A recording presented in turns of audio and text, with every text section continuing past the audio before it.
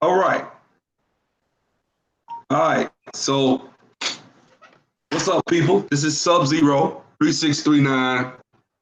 I had to come back. I had to. I just I'm here for it. I'm here for all I'm with it. I'm with it. That's the nigga I am. So let me go ahead and tell you what's up. So for those of you that don't know, my last video was basically Yvette Carnell and Tone Talks don't own hashtag ADOS.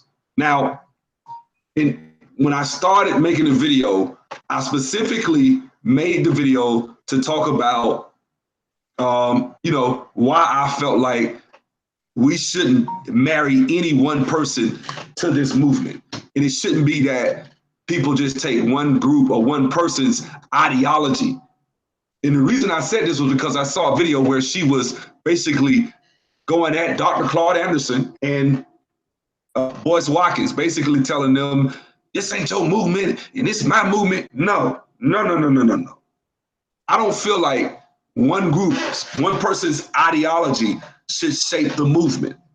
If you want this to be successful, Jared Taylor and Richard Spencer can't be. Richard Spencer ain't like, no, the Tea Party's mine. Or Jared Taylor, no, it's mine. No, what we need to do as Black people is come together as individuals, as individuals, and come together collectively to start fighting on all different types of fronts, not just one way. It's almost like it's either transformative government or nothing. Now, I done had a lot of slick ass comments in my comment section. And I see you. I just want y'all to know I see you. I see your comments. I see where you're going with it. It is what it is. So I'm gonna just go through and I'm gonna check some of this stuff out. Because to me, at the end of the day, and I got some heavy hitters. I got Man of Tomorrow on here, a prominent businessman. I got Edward Anderson. So y'all know y'all finna get some of this high five. That's real. So I want y'all to understand what y'all are talking about before you just come in here and start taking jabs at people without really thinking and listening. Okay? So first, I'm gonna go with let's go with Man of Tomorrow. And Man of Tomorrow, I know you've seen you kind of seen the comments in the video. What's your thoughts on this, man? Yeah, my thoughts is that I think people are missing the point of what the video was about.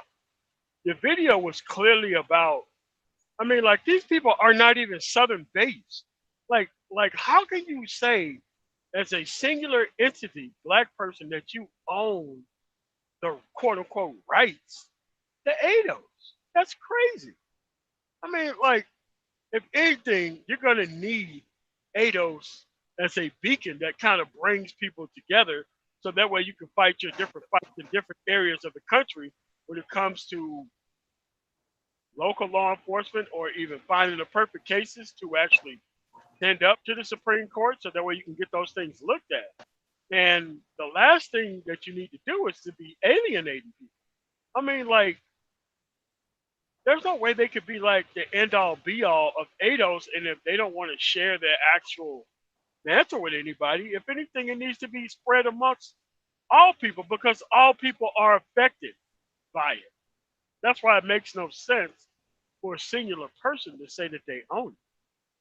That's it. That's what I was saying. I'm like, look, Boyce Watkins has a following. Tariq Nasheed has a following. We know in the past you guys have beefed and had different run-ins with each other, but this is not the time for us to be out here shunning Tariq Nasheed or going after different people because they don't have the same ideology that we feel like they need to have. That's where I'm at with it. That's all I was saying in so many words. You see what I'm saying? And I got a few people that made some comments that I'm going to read and I'm going to address. That's just what it is. Elwood Anderson, the drunken master himself. What's up? The drunken master. Yeah, I'm a sound drunk because I got like sinus issues. But I appreciate you having me on. So my sinus issues have kind of gotten really good for now. So here's the deal, man. At the end of the day, I posted something on my Facebook where I said this, and a lot of people liked it. A lot of people, you know how you put up a good post when people are sharing it. And it said, your opinions are worth as much money as you're willing to put behind them. And what that means for like somebody like Yvette, Carnell, and Tone Talks, you gotta understand. A lot of times these people, they are falling into the same trap. It's like what Doris Burke did and Me Too. What people fall into when they make up a hashtag. They kind of let it go to their head. They kind of try to make it like they're trying to. Rashida Schroeder does this too. It's like you're trying to monopolize the quote unquote attention. And the reality is, if you really cared about what you care about, you it's one thing to want credit, but it's another thing to try to say, okay, I own the attention. The truth is, with any kind of movement, um, everybody doesn't think the same way. And the truth is, ADOS has never been about what Yvette. First of all, ADOS, American Descendants of Slaves is exactly that. American Descendants of Slaves. So anything that falls under the purview of American Descendants of Slaves falls under the purview of ADOS. That does not mean that you own like that type of you own that ideology. It doesn't mean that. Like, there's a lot of people that's been talking about group economics for a long time. And what ADOS does is ADOS kind of allows for people to have that conversation. Now see, because that's not in her ideology, she pretty much wants to use this as like a battering ram to start going after other people. And that's on her. That kind of just shows you like where honestly she is. And I'm gonna leave it there. I will say this though. We finna go there. We finna go there because Well, I got a yeah, I lot of will pieces say this though. As of far as people in the comment section, I'm gonna keep it real with you. I say 60% of black people ain't gonna make it anyway. And the reason why I say that is because of comments that's like in the comment section. The reality is most folks are very tone deaf. They're not listening. They're speaking emotionally. This is not just people that are not ADOS, but people that are blindly following folks and not really delineating or asking the right questions. I've always told you this, Sub Zero. One of the and I said I've told you this, MOT too. One of the problems with black people in general is black people ask this question: do I like this person or do I not like this person first? Then, depending on the answer to that question, is how they approach anything that person says. Somebody could be telling you that 1 + 1 is 8, and if you have an emotional liking of that person, you're gonna find a way to try to justify what they said. Versus if somebody says 1 + 1 is 2 and you don't like them, you're gonna find a way to find something wrong with that. This too many black people are like this, and this is why black folks stay getting played. And I'll leave it at there for now. I just, like I said, man, like I'm not telling people that, you know what, I'm gonna be honest with you. I'm gonna go ahead and say it. Let's give them a hand. They created the hashtag. They created a website. They may have even, and I'm gonna get on this information shit in a second, but they created something. They created some momentum. Can I say something? I don't mean to jump in, but I want to say something real quick just to drive this home. Something that a lot of people will recognize. Okay, most of your people that commented, whether they subscribe to your channel or not, we all know what the Tea Party is and who the Tea Party is, right? They all know who that is or what that is. Yeah. They have an idea what that is. Ron Paul was the original person to come up with the Tea Party. If you look at what the Tea Party is today versus what Ron Paul originally intended, because that was what liberalism was, it's vastly different. And even though Ron Paul put a hell of a lot of money, time, effort winning for president, taking the hits, being kind of, I'd say slightly disrespect. They're not taken seriously as much as he otherwise could have in the Republican Party. And a lot of folks took what he said in Tea Party and they made it what they made it in order to get Donald Trump. Donald Trump and Ron Paul are vastly two different people. Yet, and I'm not saying that something is justified, not justified, but my point is a movement is a movement. And this idea that Yvette monopolizes everything that has to do with descendants of slaves, not really. And you can tell she does it because Yvette is not really willing, even if you notice, and this is the one thing I want y'all to pay attention to when it comes to Yvette and Tone, they are not really willing to engage people head on. Not really. Yvette will when it comes to Boyce. I think personally she thought she was smarter than Boyce. But the truth be told, you don't really see Yvette and Tone really engaging with people in intellectual combat. What they do is they do what a lot of black females do. They get on their little high horse and they make videos responding because they're not going to deal with and address these people directly. You won't see them really talk to Tariq, Jason Black, or Professor Black Truth directly. You won't see them do that because at the end of the day, they're not trying to really get exposed like that. So anyway. Yeah. So I want to start on some of these fucked up, stupid ass comments these motherfuckers making. Cause that's the shit that got me like heated. So first off, coming down first is and you know what, I'm not gonna disrespect this brother because he's one of my subs. Ain't got nothing bad to say about him. My people that been rocking with me for a while ain't got nothing bad to say about I you. mean, yeah, we don't gotta pull out the names. The names are there, but we can jump. We can roast these comments though. Yeah, you know what I'm saying? It's a brother from a southern state. Let's just put it like that. And he made a comment about a article that was written, and he told me to go look at the article. The article was basically it says what we get wrong about closing the racial wealth gap, and he makes a lot of points in there that it's just juicy, man. I love stuff like this. So basically, it's Tone basically pointing out the same information that nobody denies. Nobody, and this is the thing that I find with most of the people that subscribe to this ideology is they take data and they take, net worth to mean that means that's all you got. So if you worth $1,700, that means you can't come up with 5 cents because you got $1,700 and you can't make it from day to day. You can be worth $1,700 and making $250,000 a year. Black people we're very confused, but I'm the one that's stupid. I'm the one that doesn't understand shit. Like income is one thing, but I mean, net worth is one thing, but income is something completely different. What we do with our money is different than what we are worth on paper.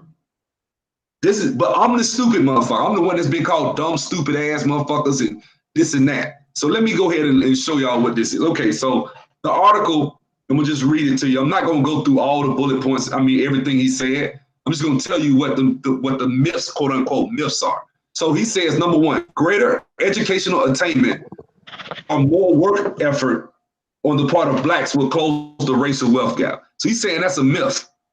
So educational attainment and work ethic, I basically that's what he's talking about, work ethic. So he's saying that you can have a great academic work ethic and you can attain more education, but that won't close the racial wealth gap. Now, number one, we already behind. So if both of us take the same educational track, then yeah, he get the job, I get the job. I'm worth 10,000, he worth 140. Then yeah, and we making the same amount of money.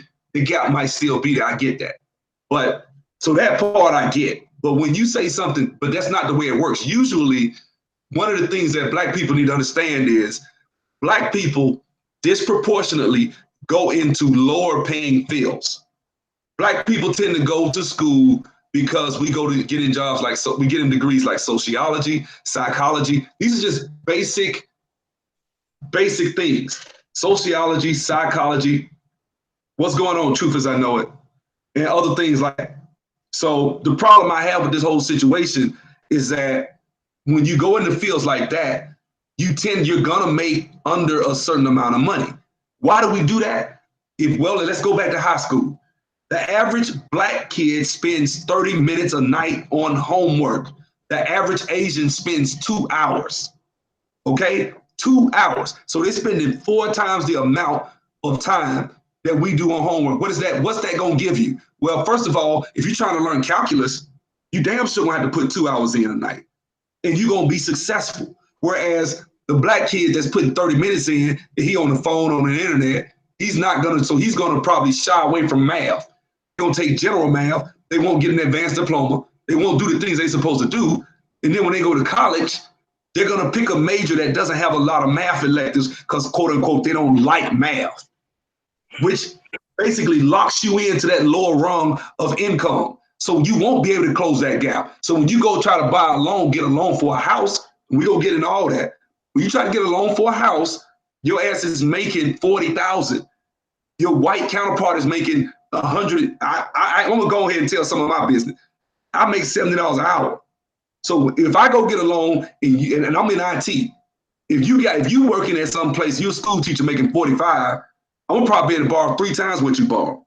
So I can go buy a house for $500,000 if I want to. I ain't trying to, not like I'm not rich, believe that. But I can get a house for 50,000. I mean, for $500,000. Whereas you only gonna be able to go get $100,000, $150,000 house. That's what math will do. Black people shy away from that. You guys want to say something? MOT? That's true. I mean, I have Indians, from India, and they don't have TVs in their house. They're not even allowed to be on the internet until the weekend for about 2 or 3 hours.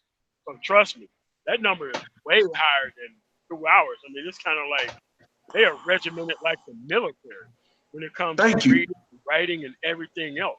That's all they do. That's why they. Yeah.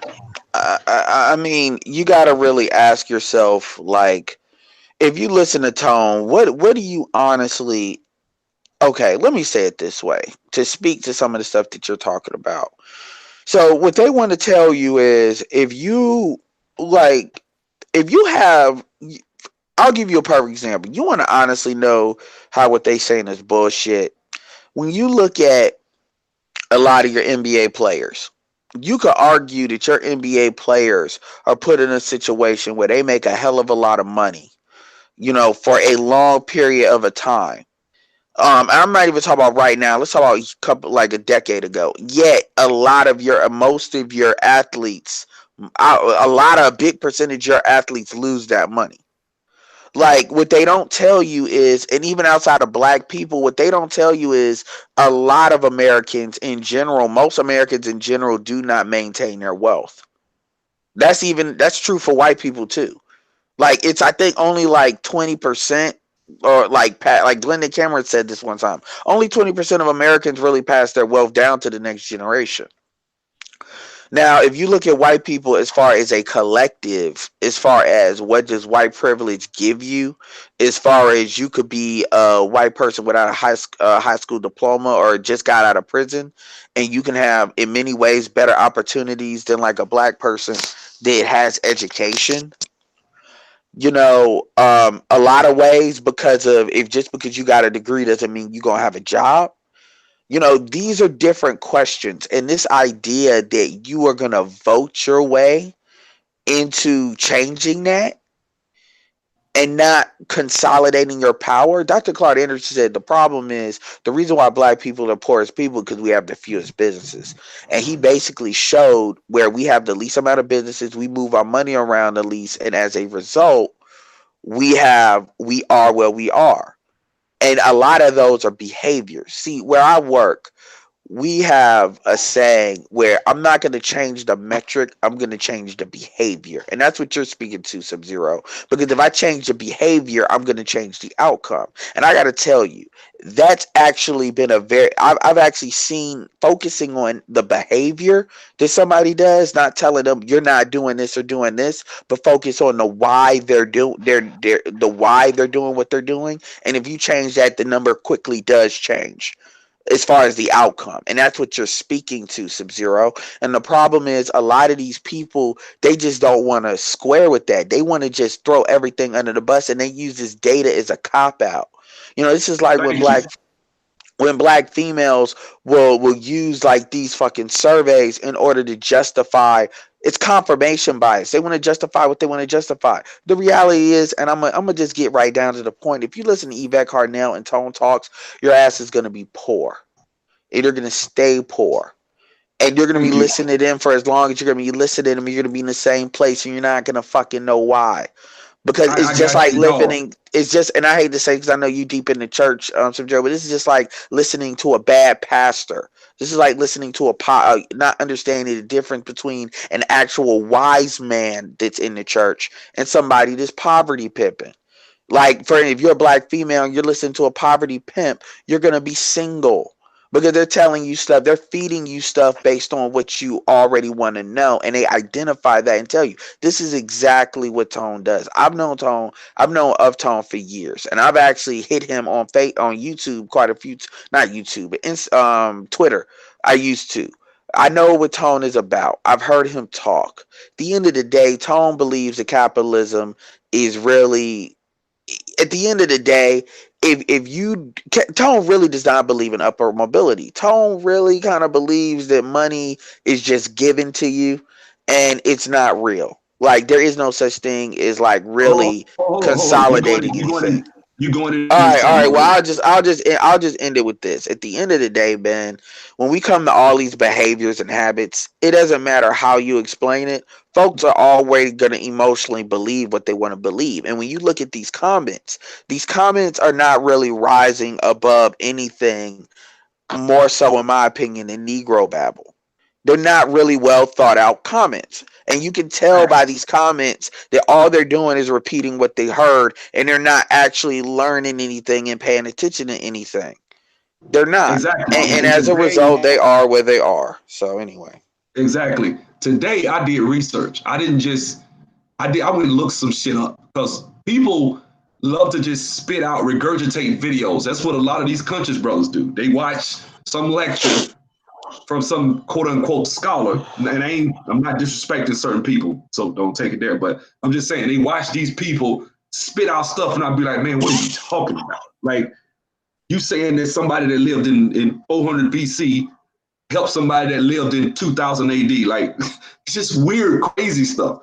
That's I, us. We I watch mean, videos. at the end of the day, I'm trying to fucking compete, and the reason why I gravitate towards ADOS because people are gonna gravitate to things for different reasons. ADOS just means you're a descendant of slave. That's all it means. Now, Yvette has her own particular agenda around it, and that's just like how the main thing that the Tea Party really gravitated around it outside of Ron Paul was fuck Obama and getting Obama out of there. That's pretty much what united them. And then they were getting tired of basically the middle class getting eviscerated because white people saw themselves as mainly the middle class and they were getting screwed over. And as a result, but how they went about doing whatever they did vastly differed. This is why you have like Tea Party Patriots and you have all these other offset groups and stuff like that. They had certain things that they agreed on, but they were broad. And then they had their specifics. And they went about just like how anybody that knows the church, you know all of the dominant denominations of the church. You know that Catholicism is Christian, just like Protestant, but that's a big difference because of the Pope, and then even in Protestant denominations, this idea that black people cannot understand that it is a different thing, and then you have her talk about what she owns, and people are trying to take it from you. Let me be clear here: you ain't nobody, Yvette.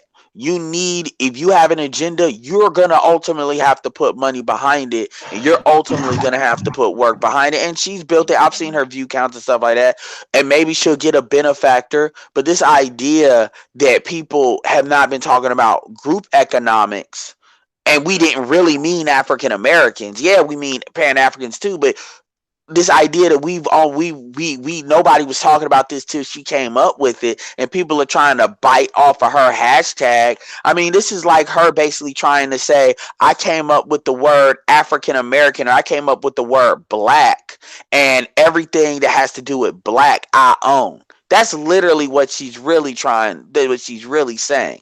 And all that is somebody that's attention starved and want validation. This is the same thing that when you hear Rashida Schrober, when she talks about colorism, and anybody that talks about colorism, it's like they got to pay homage to her as if she was the first chick to talk about colorism or darkism, whatever she wants to do. So she starts going after, I don't like the colorism queens like that, but she'll start going after all the colorism queens.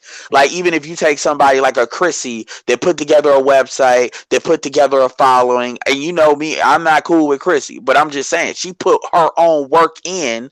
Or you look at somebody like Paris where they put their own work in, or you got somebody like a Marilyn Negra who is dealing with, in her eyes, colorism in media, and she's fighting that head head on by trying to put dark skinned beauty on the table, and then you got this person, Rashida Schroeder, trying to talk shit, saying fuck everybody because they not paying homage to me. No, you gonna have to put money behind shit and stop playing that game because that shit ain't gonna work. Anyway, I'm gonna fall back. Good one. But let's go ahead. I'm gonna keep moving. But before I do that, I'm gonna read this comment that this brother just made not too long ago, and this is just indicative of where we are as a people. It really is, and you know, it is what it is, man. But I'm gonna just read it. So the brother said, this brother that made this video is ignorant of economics and capital, and especially government's involvement in wealth and markets. The Shriver ideology is a ruse. The data clearly, that's how you know they're a tone person. The data clearly shows how wealth moves in a capitalist society, and it is calcifying at the top. Individual finance is important. He said individual finance is important, but that should never be confused with economics, ever. Now, that's just a person that believes the shit that teaches. That's Negro babble. I just want to say that. So let me go here. Let me go ahead and go to number 2. But this is indicative of this shit. So myth number 2 is the racial home ownership gap is the driver of racial wealth gap. So basically what he's saying is the racial wealth gap, if black people were to get mortgages and buy houses, it wouldn't help. It would not. Well, I mean, I want to actually go after these comments too, and I mean, so if we want to go after each myth, I mean, we could do that. If we want to go after the comments, we can run through them quick. We can run through these quick. I just want to just speak to this for a second. I'm gonna keep going. I'm gonna run through because the dude dropped this like this was some like this shit just hot fire. So I'm gonna just go ahead and touch on it, and then we can go on through. This is gonna take but a few minutes. But the point I want to make about this is, first of all. And we was just talking about this today, MOT. So if you could speak on this, when I was talking to you about land banks, right? So, and that's another point we're gonna talk about later, but I go to that. But land banks is where you go and you buy property and get a fee simple deed, basically clear title to a property. And the state recognizes you as the sole owner of that property, and you have to pay the taxes. Moving forward, that is your property. You are in first position, no mortgage. And you buy these properties for I'm from Montgomery, Alabama. I know for a fact you can get properties for $500 in Montgomery, Alabama. It might be in the hood, but guess what? If you appraise that property, it's probably worth $5, $10, $8, $12, $20,000. You buy this property for $500. This is not a way to close in on the racial wealth gap. What say you, men of tomorrow? Yeah, I mean, the problem is that these people have to put their particular product between the ignorance of the people who are actually listening. They're not trying to move the needle at all. They're trying to just keep the things at a certain type of framework. And I'm not sure how that even helps anybody, even them, trying to keep people dumbed down and trying to use certain tones. Talk. It just don't make any sense. I mean, that's what I'm saying. Like, that's the problem. Like, you know, Truth As You Know It just said they was selling houses for $5 in Detroit. Property's starting to go up. I done heard some stuff saying they're starting to go up. Yes, I have seen tax deed properties for pennies on the dollar. That's just one way. There are other ways. You can do deals. You can flip. You can do stuff. And that reminds me of another comment somebody made. This is the shit I'm talking about. Somebody said, what did this dude say? He said, I think. Wait, I'm looking for. No, I was gonna say I wanted to address that comment real quick. The other comment that was stated when people want to use these words like economics and the data. First of all, data, as far as I'm concerned, don't come to me with somebody else said. The reality is I've downloaded these census files. These census files and stuff like that take a hell of a long time to down, even though they're spreadsheet files. There's quite a few people I follow when it comes to data. You know, that actually looks at data, that actually looks at charts. So it's not just one person. So this idea that one person has a monopoly on data, that's pretty much whenever I hear somebody say that, you pretty much hear, especially, and I can tell whether you actually have looked at the shit. It's just like with people with the Bible. I can tell people just read the Bible and people just saying the Bible said. aka Pastor Pork Chop told me the Bible said. And this is the other side of that. This is people that are not necessarily Christian that are basically saying the data as if the Bible is the data. You chances are don't even know where the fuck that came from. I'm an analytical person. I love looking at numbers and breaking down big data, small data, and shit like that. So I can tell people that actually are looking at the data and people that are just regurgitating bullshit. And you can tell in the comments. So for instance, when that comment that was read, I'm about to pull up your channel so I can see him. He was talking about, well, the big data says this and you don't know nothing about economics. Just because everybody doesn't say everything doesn't mean it's something that is not being addressed. This idea that economics, there is macroeconomics, which is big groups, big data, big trends. That's what he was talking about in the comment. And there is microeconomics, which is more closer to the individual. Just like when you look at the national real estate market, and the local real estate market. The national real estate market in some ways can inform local real estate markets, but local real estate markets can operate in trends that are completely outside the national trend.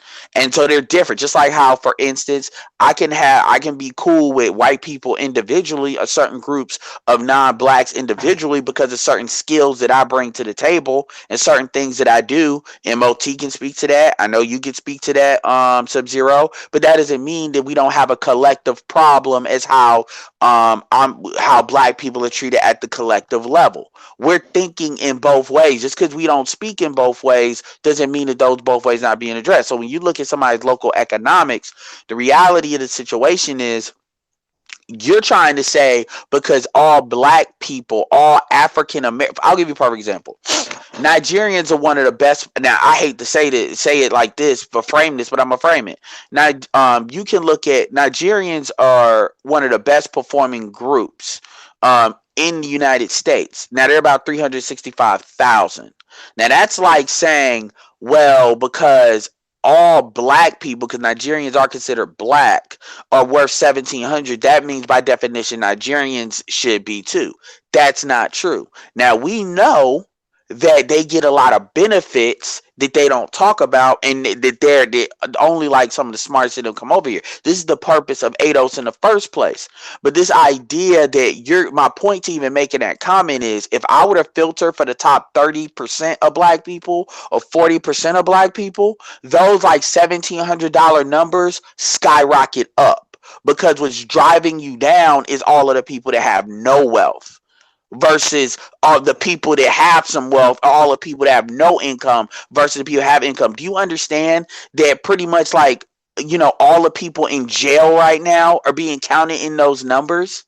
All black men in jail. That's like saying, okay, black men in jail make this. Black men make this, and then you understand that 10% of the people that's being counted are in jail or in prison.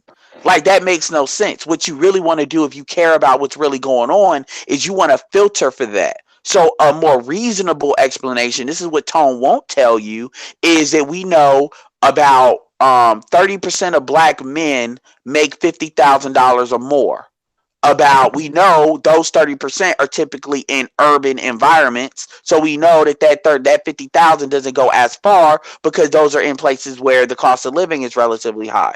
We know that about 3% of black men, this does include non-ADOS people, make about 100,000 more. See, these are numbers that actually make sense, that you can actually wrap around. I'll give you another data point. This is an estimate, and then I'll back off. I know that I've estimated that about all your black athletes, all of your black athletes make about $4.6 billion per year. If you don't, this is not accounting their endorsements. This is just counting their salary. If you add up football, baseball, any of your Olympic people, all that, they average about $4.6 billion total.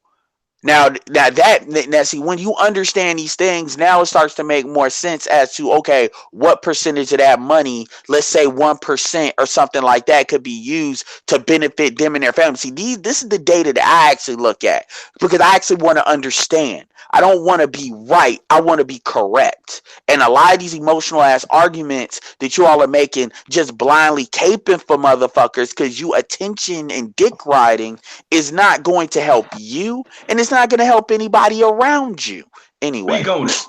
Speak on it. That's what I'm saying. So And here's these are another things, comment. Sub-Zero, that I've talked to you. I mean, we stay talking about stuff like this offline. MOT, you know you can speak to this. This isn't something that we're just pulling out of our ass. This is conversations we actually have on a well, you know, week-to-week basis, if not day-to-day basis. This is not something we're just saying right now. I've known of Tone for 3 years.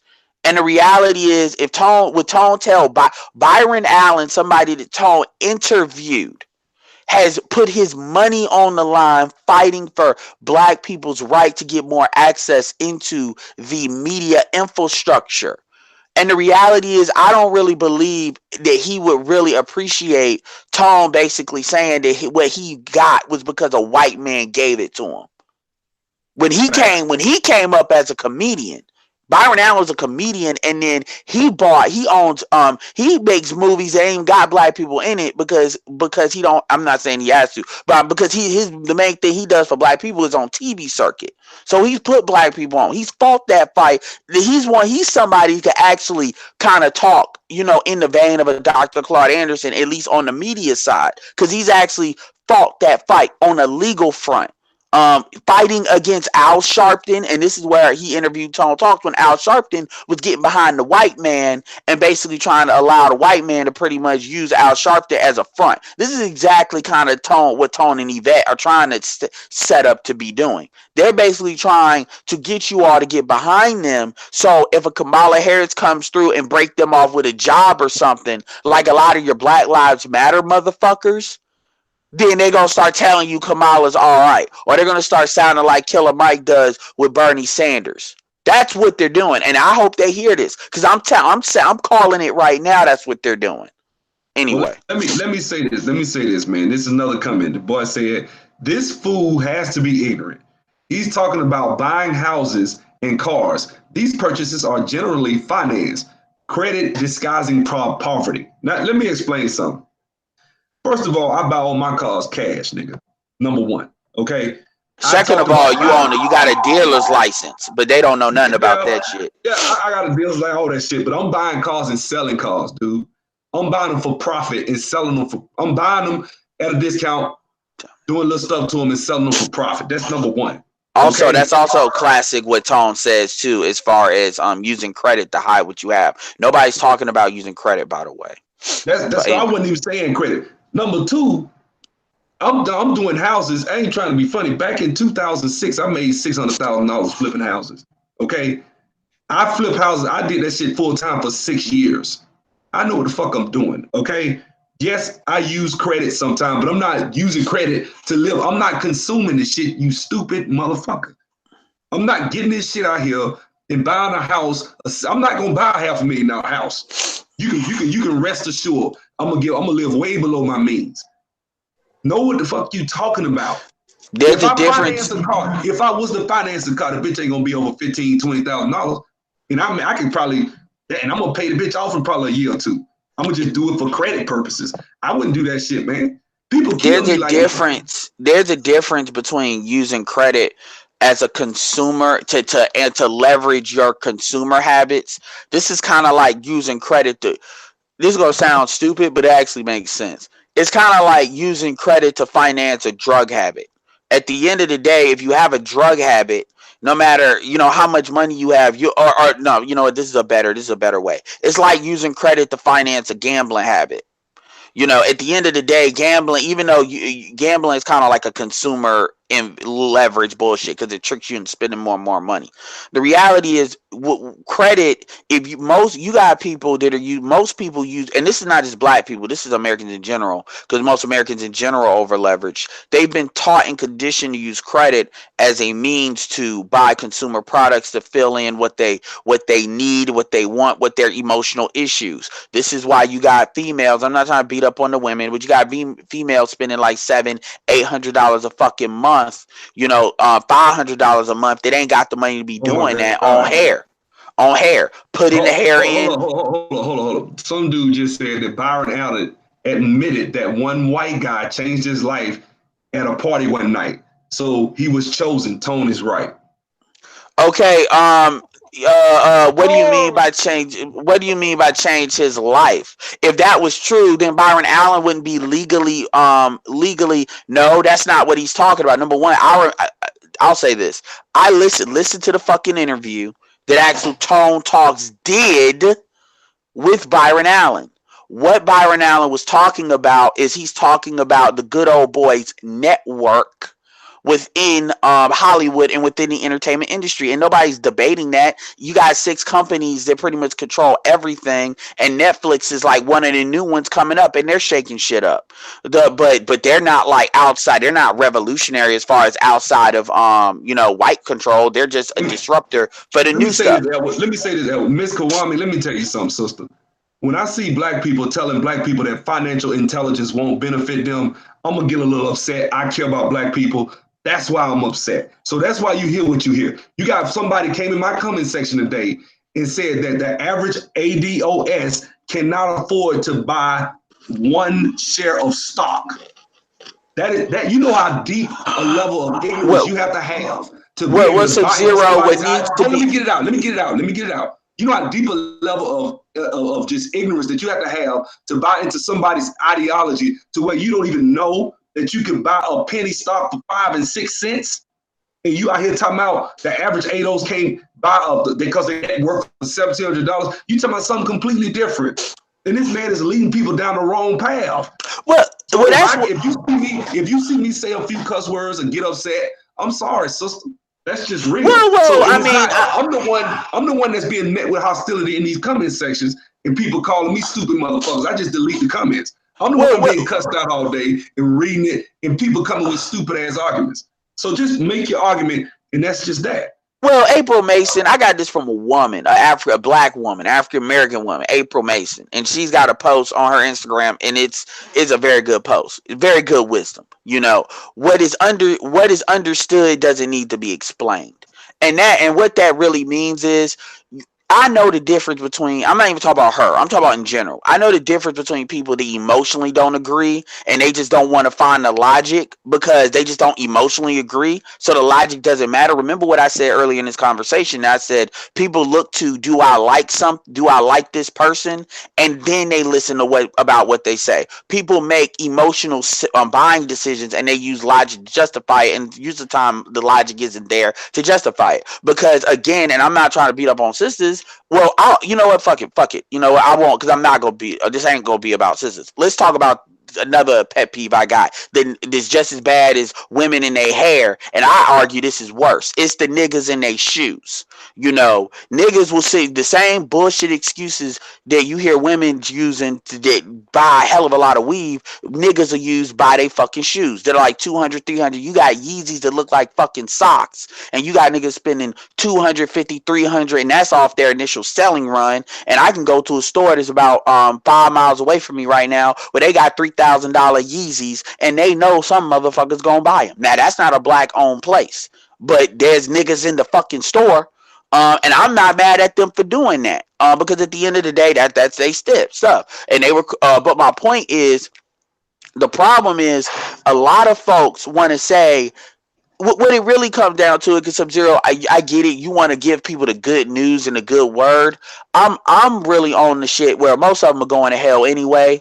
If you want to bring this into a Christian context, I'm here to talk to the people that listen. So I'm gonna pretty much, put it out there. And if you give me a whole bunch of pushback, and it's not real pushback, I'm like, okay, you done. Maybe you'll figure it out, maybe you won't. But I'm not gonna sit here and fight people to realize that they're jumping off a cliff. The reality of the situation is, I've said it, and I want y'all to hear it now that y'all in the comment section. 60% of African Americans are done. They will be locked in the underclass. There is no hope. It's over. It's 40. You want some statistics? Here are some. There are 48 million basically people that are considered black in this country. So we're just going to start with that number. They start with a clean 50 million. When you start with 50 million, if I say 10% of that is 5 million, you basically cut that in half. You're talking about 25 million people, because we're talking about adults, right? But let's keep it real and just keep the numbers. 50 million, 10. So I say 60% are done. That's about what, 30 million. Yeah, You 5% said times 40%. 60%. Hold on, 10% is 5, so 10 times 6. Yeah, that's about 30 million out of the 50 million. So that means that if you take 20 million and you cut that in half again, that means you're dealing with 10% of those are kids. Maybe half of those are kids and half of those are adults. I'm worried about that 10 million that are kids right now. And then maybe like half of those that are adults, they are in a certain situation where we can aggregate our power while we still can. That's what I'm worried about. I'm not worried about convincing people that don't want to be convinced. People that want to come over here and they want to waste their time. They want to waste their time basically coming on to somebody else's channel, or if they are subscribed to you, Sub-Zero, when they've heard you, they know what you do. They actually know you actually take your time with the stuff you just said you make money with. You take your time and you actually teach people how to do what you're talking about, not just running your mouth and MOTI. I'm sure that they're aware of what you do, but I'm not. That's for you to say what you do as far as transition industry. You've brought people on here such as Tehran. You've proven it. Now, have they done shit like that? Yes, they've interviewed Byron Allen, but you see, they're throwing Byron Allen under the bus. So they don't even believe. They're saying Byron Allen has his money. They're basically telling you about the Illuminati, pretty much. Every black person does not have money because they're chosen to necessarily have money. And really, capitalism isn't real, and these Negroes are just handpicked to have money to say you can. Byron Allen is worth like almost a billionaire. Like, so you really telling me you can't make $1 million? You really telling me, like, I know people that sell Cutco and has made 6 figures. Like, what the fuck? But my point is, it doesn't matter what you think. What matters is what you're going to do. And your reality, that's on y'all. The truth is, I'm looking for people like MOT, like Sub-Zero, and like others to actually understand this, and we aggregate our wealth as far as money, experience, insight, new ideas like these other groups do, and then we're pretty much compartmentalizing. Why? Because everybody will die on the Titanic if we sit here trying to convince people that the shift that their ideas that they believe are unsinkable is about to hit a fucking iceberg. And that's what a lot of y'all are with Tone. You all are literally regurgitating shit that you all have not checked yourself that he's saying, because I can tell based on the comments. Every comment you have said, Sub-Zero, I've heard Tone say. Yeah. Like, if I like everything when it comes to the data, when it comes to the stuff is a myth, with the comment that you just said, folks starting off saying you don't know shit about economics. Do you understand that these motherfuckers are actually challenging? Look, say what you want to about Boyce Watkins. Boyce Watkins has a motherfucking PhD, which very few black people have in finance. So this idea. Dr. Clark Anderson has multiple degrees as well as running businesses, as well as worked in the government under the Jimmy Carter administration, as well as worked in the government in Florida in high levels. This idea that Tone, who's educated as a lawyer, which I don't know if he actually has a job as a lawyer or not, but he's educated and certified as a lawyer. I don't know what school he's from, so I'm going to leave it at that. Is going to tell somebody that's got a PhD in finance what the fuck up with his data. He can shove his data up his ass. Boyce Watkins is a fucking academic. So these like debates are right within his purview. And if you notice, Tone will never actually get up in Boyce Watkins. Tone would never have a town hall where he actually say, fuck it. I'm going to have a town hall and then on the National Black Convention, and you can talk and I can talk. We go on 1-on-1. Tone would never do that. Because he knows he'll get exposed. And I'm not even saying Boyce Watkins is really the best person, because there's a lot of stuff Boyce does that needs to be improved. But he wouldn't do that with Glenn Cameron. He would not. Who, by the way, Glenn Cameron had an outhouse and it's worth $1 million. So y'all go to Glenn Cameron's page talking this dumb shit, and he'll have your feelings hurt. Yep. Anyway. But anyway, yeah, well, he'll make fun of your ass too. He'll play it because Glenn Cameron call balls and strikes. See, y'all, like, there's black people on YouTube where, like, there's a lot of black people. I mean, Erica makes money. Like, man, look, here's the thing. Y'all are making this too big. If you take your ass and get you a food truck, How much do you think it costs to buy a used truck and to have an idea? Like, y'all are making this all about you either a millionaire or you ain't got money. You know, what makes people in a certain class is not necessarily the money they have, it's their mindset. And people may say, oh, I'm bullshitting, but I'll prove it to you. Most of you all, a lot of you all, if I ask you, have you ever filed a 1099, or do you just file W-2s? Have you ever filed like you own a corporation? Hell, have you ever created a nonprofit? Shout out to MOT. Like, you all intersect with the economy in one way, in like a keyhole. And you all are letting Tone talk to y'all through that keyhole when there is a whole nother way of intersecting with the economy. And I'll prove it to you. I'll prove it to you. If you make it $50,000, making $100,000, or fuck it, let's talk about something that people can recognize. Making $40,000 a year, working at a job, writing a W-2. Oh, my bad. I got your text, Sub-Zero. Making a $40,000 at a W-2 is different than making $40,000 as 1099, because the difference is you got to ask the white man for your money back, aka Uncle Sam. I get my money up front and tell Uncle Sam what the fuck I'm gonna pay him based on my deductions. I'll give you something because I want y'all to really hit home to what y'all really live. And I don't know who y'all are, so I'm not trying to talk like I'm arrogant. I'm really not. When you look at the bills that y'all pay, everybody has a cell phone. Most people have internet. Most people have cable. Most people have gas. I'll give you a perfect example. When I drive, right, I literally get 50 cents back for every gallon that I drive. Every gallon that I drive. When I did Uber, and I'm not even talking about business through Uber, I'm giving an example because I didn't even do Uber full time. I literally could tell them that I wanted 20,000 miles times 50 cent back.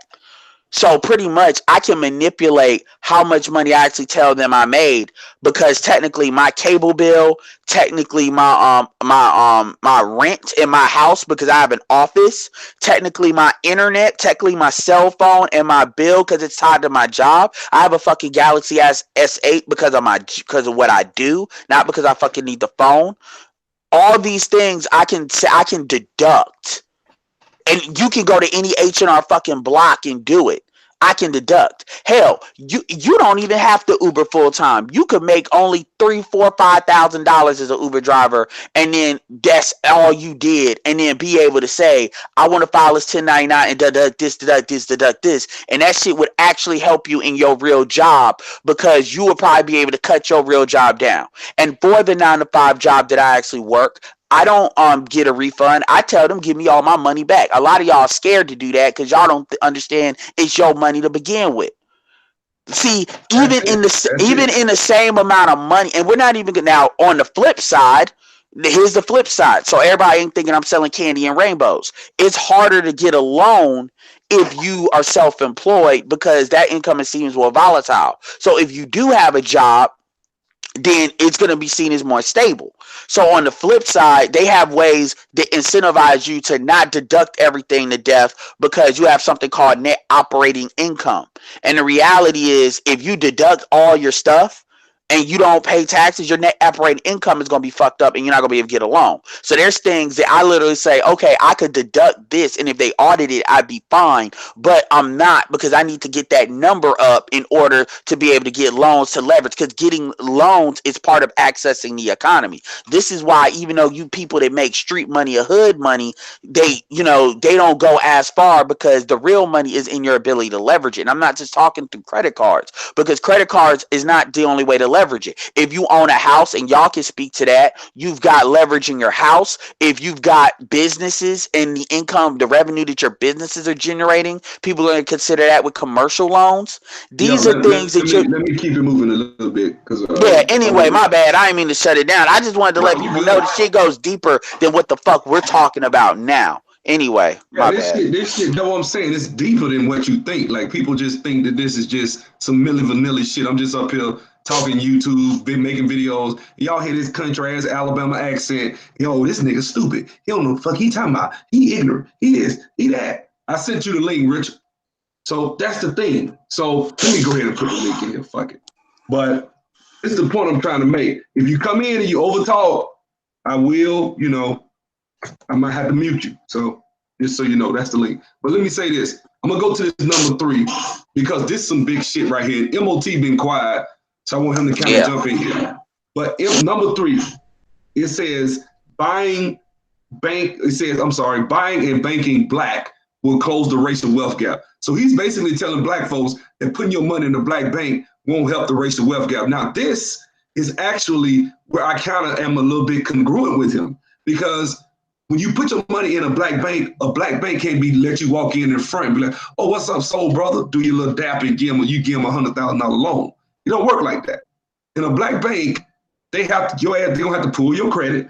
You're gonna have to have collateral. It's the same shit. You're gonna have to put 20% down for the commercial lending. It's the same shit a lot of times. So you can't just go into a bank. Now, credit unions might be a little different. They're a little bit more lenient. So I agree with him right there. But he's basically telling you that you won't have banks. Banks won't help you. MOT? That's right. People think that if there were like a black U.S. bank or a black a black Bank of America, that they're going to get their wild ass ideas just being financed just because that there's a black bank. And they have to understand that all banking pretty much follows the same regulations. And it's hard to get people to understand, especially for people who don't have ideas that people want to invest in. They actually think that if there was a black bank, bam, they can go get a Mercedes. Like, if there ain't, like, you're still gonna have to follow the same rules that everybody else follows. And it's just that people don't want to put themselves in position to follow white rules, but somehow they want black rules to be so lax when it comes to banking and everything else. I'm like, nobody's gonna go out there and make a whole bunch of bad decisions because they have to justify that. And Exactly. it's hard for people to really understand that, because the thing that they're trying to finance is happiness, not actual investments. Oh my God, exactly. Yeah, I mean, so what they're trying to finance is status items. Like, dude, status items ain't gonna bring no revenue in nowhere. No, you drive that shit off the lot. If it's worth half of what it is, and let's say that you don't pay the payments, now the bank has to sit on the car. They have to turn around and try to sell it and get something out of it. And people just think if there were black banks everywhere, if they could finance their bullshit ass dreams, that ain't how banking works. No, it's not. It's not. I'm from Montgomery. First Tuskegee Bank was right there in Montgomery. And let me tell you, you walk your ass in there, you got to come with the same shit. Same thing that they want you to have at the white folks bank. I know, and this is what's crazy, because I know they like to say, I know a black dude, I know a few of them who could call a white bank, a white credit union, and say, hey, I need $30,000. And they'll put that shit in his bank account because he had that good of a relationship with the bank. How did he get there? Because I asked him. He said, man, I walked in there, I had bad credit. I did a secured loan. I started making payments on it. And I went upstairs. In credit unions, you can walk up there and walk right in the commercial lending department and look the dude right in the face and talk to him. And that's what happened. He would say, man, I walked in there, I talked to him, and the next thing you know, he was like, let's do a little small deal. I did the deal. I made payments, paid him on time, never been late, and now he trusts me. So he don't have to pull my paperwork no more than that because he know me. I get loans from the bank and nobody says anything, but you got to first get in there. See, we don't even know the first thing about lending. We don't. And when this motherfucker gonna tell me, I don't know what I'm talking about. I'm gonna do myth number 4. He said that black people, and I see you, brother. He says black people saving more will close the racial wealth gap. So he's telling you that if you save money, it's not gonna help you close the racial wealth gap. Now, I took the liberty today of doing some research. And on page 22 of this article that he cites, he says, however, authors in the 2009 Ariel Hewitt study claim that white savings advantage with regards to pension accounts. I I don't know what that is. There is a white savings event. Let me say this right here. What he was saying was that white people participate in their 401ks at a higher rate. So what I did was I went and looked the numbers up on that study, and I got the study right here. And they do. And I was on a project at a company. It's a company. I'm in there, and once a month they will have a financial counselor come in there and talk to them. Because this is what happens when you get into STEM. You go in these companies and everybody making 95 and 110, 140. These people have financial counselors. They max out their 401k, get 8% per year of their salary. So you talk about $8,000, $9,000, $10,000 a year getting dropped down in a 401k, and you've been there 25 years. You see what I'm saying? This is what happens. So what happened? These dudes, basically, let me say this. First of all, the study shows that we participate at a lower rate in 401k. Why? Because when a black person gets a good job in the black community, you got your cousin, you got your friends, your family, you got, you know what I'm saying? You've been broke, you grew up poor. A lot of times you want to get that nice car, that house. Girls, a lot of girls getting corporate America, they got $500 leave bills and shit like that. So how are you able, a lot of times black people want to get their money, so they put 1% in their 401k. Don't act like this ain't possible. This ain't honestly, man. You could do a whole hangout on the concept of saving, because most people don't have one fucking clue about really what saving is. Like, they really don't, because they think saving is just putting money away for a rainy day and building it up slow. Because will saving close a racial? A lot of these things have to be done in collectivity. There's no one of these things that's going to really get you there. Like, when you look at a bank is more of an infrastructure piece. You need access to money and the infrastructure, and it's about controlling your environment. So a bank is more having a bank, a financial institution, whether it's a bank or a credit union, because truth be told, a lot of your mega churches should fucking have credit unions, to be honest with you. But this is about keeping control over your money. And so this is why you have things like Chinese banks, Korean banks. You have Latin credit unions. Like right now, BB&T, I think, and Sun Trust just merged. So watch, you'll see them Latino credit unions start to pop up like this, like the small chains. This is a way of keeping control of the energy of your community, aka your money. And this is what they won't tell you as to why you have problems in an area you do. And I'm not going to go on another long diatribe, but I'll ask anybody, have you ever really just looked in your zip code and asked yourself, how much is your zip code worth? How much do all of the houses in the street that you live in actually cost?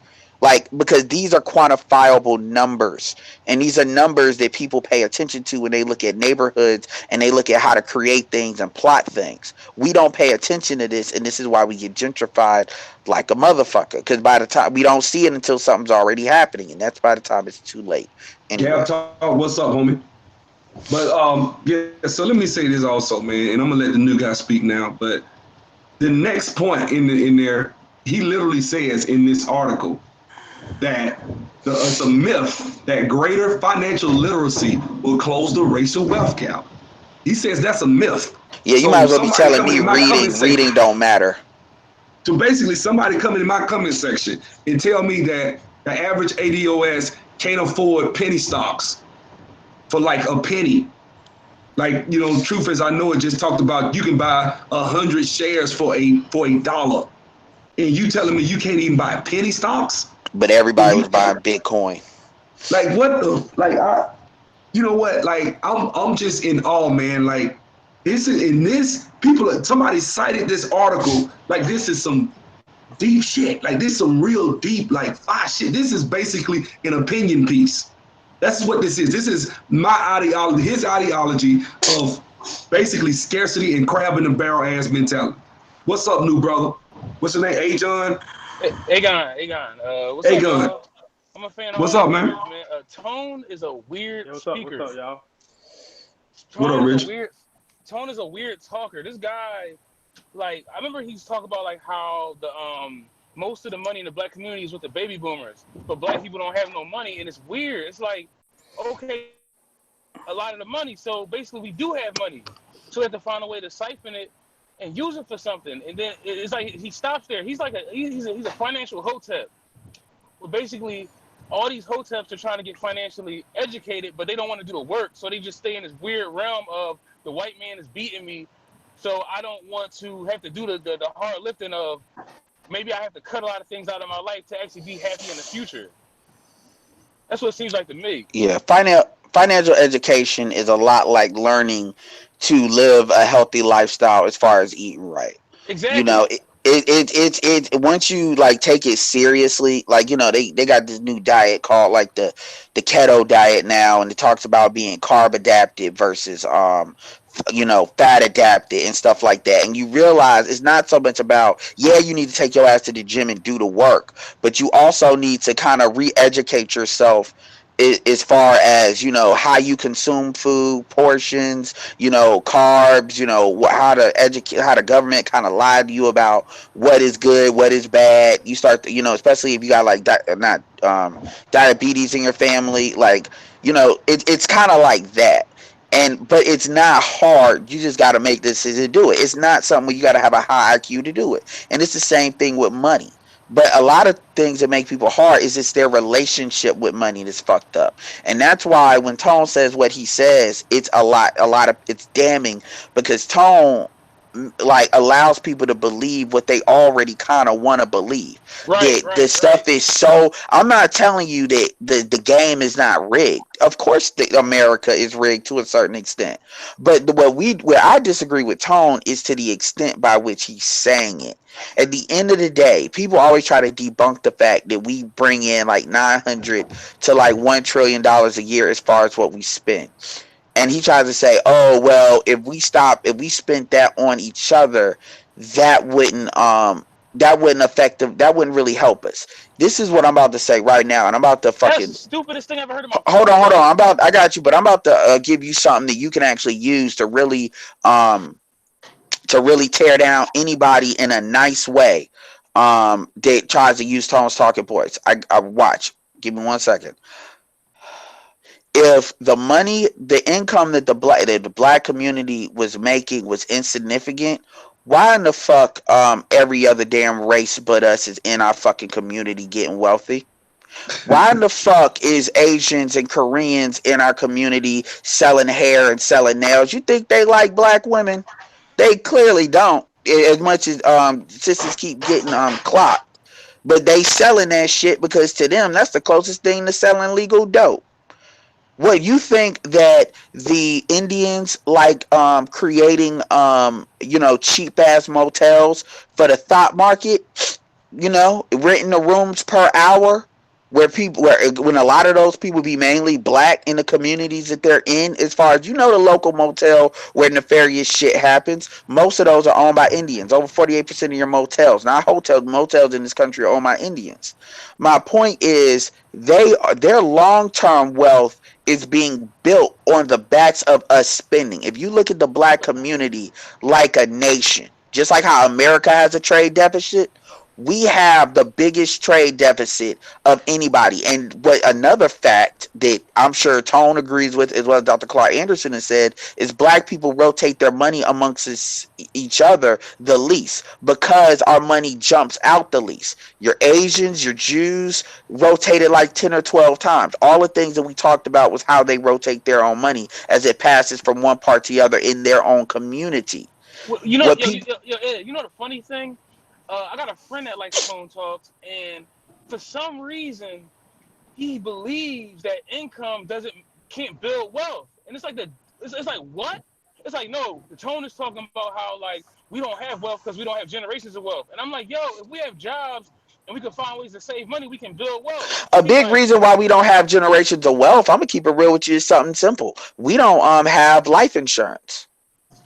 Facts. Like, how many? And I'll ask anybody want to talk this bullshit, I'm gonna be like, did your parents have a life insurance plan? No. Did their parents have a life insurance plan? No. Do you got kids? Yeah. Do you have a life insurance plan? Well, okay, please shut the fuck up and get the fuck out of my face. Let me say, I've been in rooms, I've hired people, been in part in interviewing people, hiring people. Let me say this. When white folks get a job, as soon as when they first come in and they talking in the interview before they leave, they asking questions about life insurance. And they trying to get 3 to 5 years income from the job in life insurance. So think now you making, we offering these people 100, 110. They getting over $500,000 from the company they work with. I got something for you, black women, for all you sisters that you do marry African American men. Y'all know that statistically it's a high likelihood you go outlive your man. Why in the fuck do your ass not make that nigga get life insurance? Like, there's one straight for the sisters. Like, if you a sister, you marry a black man, you be like, yeah, you getting this shit because because that's a payout for your ass, because that shit'll go to you, and then you delineate it to the kids. Let me go to myth. Anyway. Let me go to myth. No problem. I'm gonna go to myth number 6 too. It says entrepreneurship will close the racial wealth gap. So he's saying that entrepreneurship is not, basically, no matter how many businesses black people start, it's not gonna close the racial wealth gap. Now, what I want to say about that is this. If you look at how America became America, the average white person, quiet as kept, is not good with money. They say most Americans live paycheck to paycheck.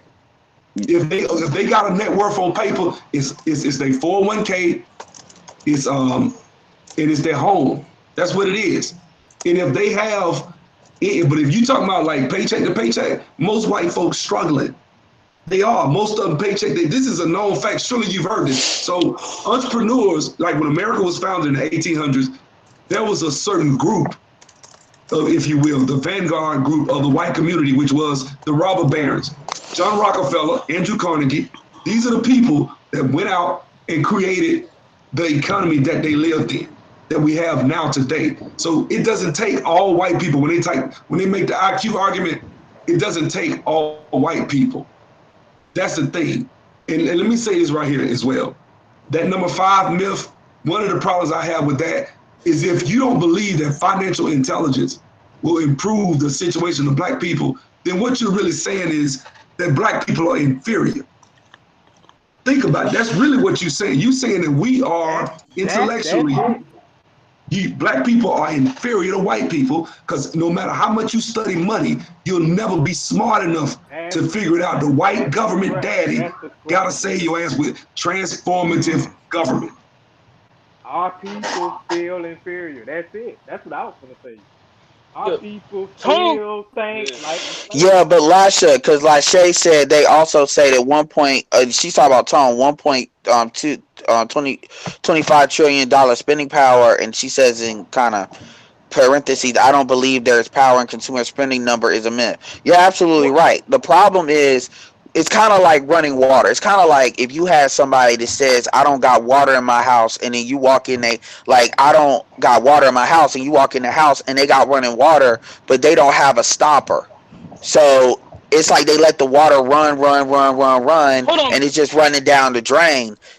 Putting that stop, that's consumer spending going down the drain. So, because but hold on, Ed, but weave is like $1 billion industry. If they could cut that in half, you could build an economy off that.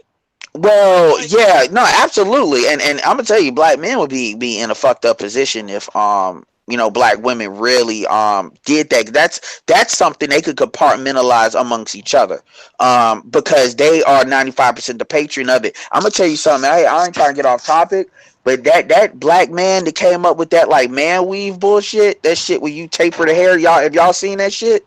Yeah. Oh, yeah. Yeah, that motherfucker gonna make a hell of a lot of money, man. That motherfucker gonna make a hell of a lot of money, because that's gonna be a market for your ass. Because I know a lot of dudes that'll pay for that shit. But my point is, he says, well, because it's consumer spending, it doesn't count. Yes, it does, because it's energy that's there. It makes everybody else rich. How can it make everybody else like rich? rather than buy, like no sense. It's kind of like, okay, I'll give you a perfect example. That's another inferior ass argument. Like everybody. So, but let me give you a perfect quick example, and then I'm probably gonna bounce out to let some other people talk. Because I wanted to support you, but I see other people on here, and you know how I can be. Okay, there's a thing, and I found this via Sub-Zero's channel. I was telling him really just to mod me up. I really went. Oh, okay. So channel called Expedited Freight, and I found this through Sub-Zero. And the reality of the situation is expedited freight uses those sprinter vans, those vans you see at the hotels and stuff, the tall vans you see in them with the Amazon Prime, and you can actually like make money shipping out shipping freight. And it's something you can get into. You can actually get involved with a job with a company like Panther. It's kind of like an independent contractor, but you work with them, right? You don't have traffic tickets. But my point is, if you look at how much those sprinters cost, if you actually go to the dealer to buy them, those sprinter vans cost like around, they can go up to 44, but really they cost like 20,000. And the reality is you can get those with a regular loan for the most part. And my point is, you could spend money on a fucking car, getting a Mercedes Benz. You got motherfuckers that's got $400 or $500 car notes when you add their insurance. Or you could spend that same money getting a Sprinter van to getting something that's gonna actually make you money and build wealth, so you can get a car like a little bit down the road. I'll give you another quick example. A lot of times what your Asians will do, rather than putting their kids in private school, what they'll do is they'll go move into a really, really good neighborhood that has one of the top performing public schools. It might as well be a private school. They do that out here a lot with the newer schools. And then that way, they're not only not paying whatever amount, 10, 15,000 a semester in private school to put their kids, maybe one or maybe more than one in private school, they're actually taking that money and putting it into a bigger house that they already is going to have, because that money is in that house. This is what Asians will do if they can't necessarily afford private school, but they have a job. These are things that they do and they think about. I'll give you the last thing. A lot of your Indians out here, what they will do is they'll have them 90,000 tech jobs, $90,000 tech jobs Sub-Zero's talking about. And when they're young, they will roommate with each other. So what'll happen is one Indian will buy a townhouse for like, and be paying $1,500 a month because it's a really good townhouse, because that's a lot for out here. And then what they'll do is they'll have two other Indians living with them because they're single. They really don't have a wife, so there's no point in them having their own house. And then basically they make $800 a month off of those other two Indians. And keep in mind, all three of them may make like 70, 80,000, but they're paying for 100. Why would those other Indians do that and not get their own house? Because those other Indians are probably working at Lenovo or that job for 2 years, so they could then go apply for the Fuqua School of Business at Duke or one of the Ivy League business schools. They just needed 2 years experience, so they need to be able to leave at any point. So they actually have a whole network of that, and they actually buy stuff as a group doing that. Literally taking the motel concept and applying that. That's $800 times 12. That's $800 times 12 is $9,600 over the course of 2 years. That's $20,000 that they had on top of what he didn't pay, on top of all his other bills. This is on top of the fact that they already make And for people that talk about the H1B1 visas, so they're not making as much money, this is how they loop them in as well in areas that have higher costs of living. This is what they're doing, while you're talking about and saying that what we're talking about is imaginary. Anyway. Well, that brings it to the other point, and this is the point he made. He said emulating successful minorities will not close the wealth gap. Basically, that's number 7. He's saying that.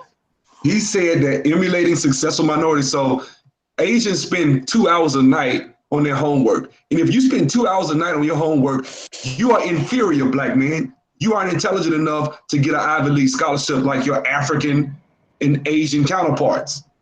That's why they kick our ass on the ACT. They put 2 hours in a night.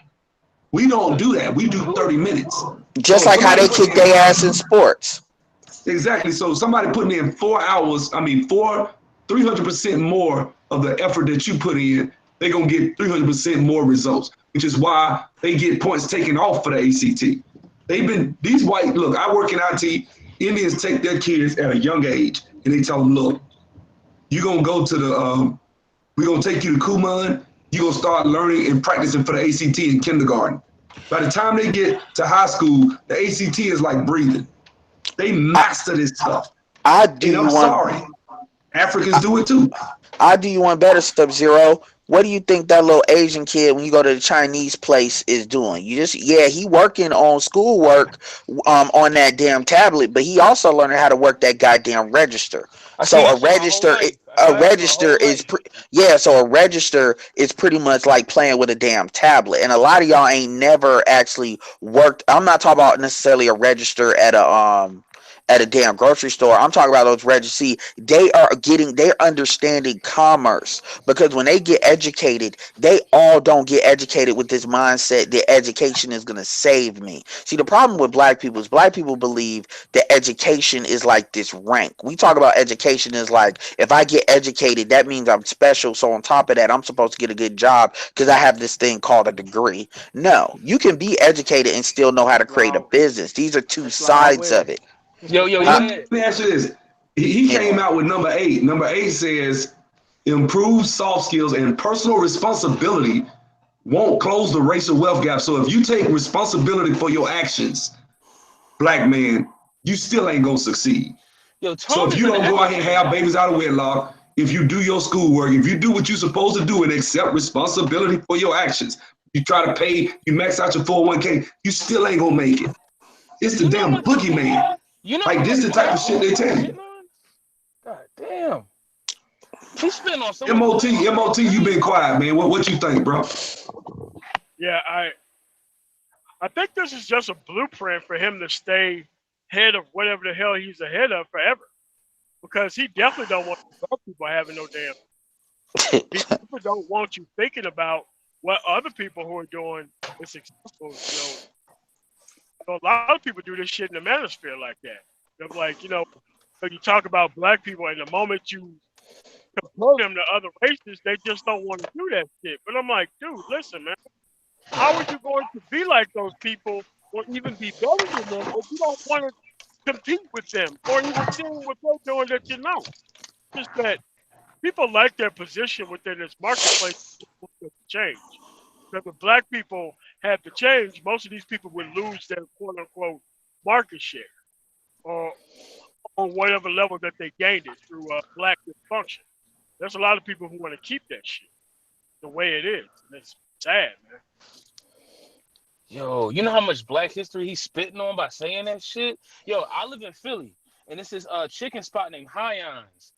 And there's kids that's like my age, like 30, they work there. They went to UPenn. They parents fried chicken for like since they've been there. Since they came from Vietnam. So they've been frying chicken for about 30 years. You know what the kids do? And they're doctors. These are doctors that fry chicken. There's doctors that fry chicken because that's what puts food on the table, and they still have their degrees and they still work in like pharmaceuticals or medical. And he's saying that don't do that. And these people were fucking making money hand over fist on us and on the capitalist marketplace. He said it's crazy. Oh, hold on. So we got a couple of people. Adrian, you the homie though. I fuck with Adrian. He pretty cool. But he said something I disagree with. He said, let's be real. America is never going to let a large number of black men get ahead. That's number one. So I disagree. Okay, And so my answer to that is very simple. So why the fuck you listen to Tone? I don't know if he listens to Tone, but why do you listen to Tone? Because there's nothing Tone is saying that's gonna make that any different.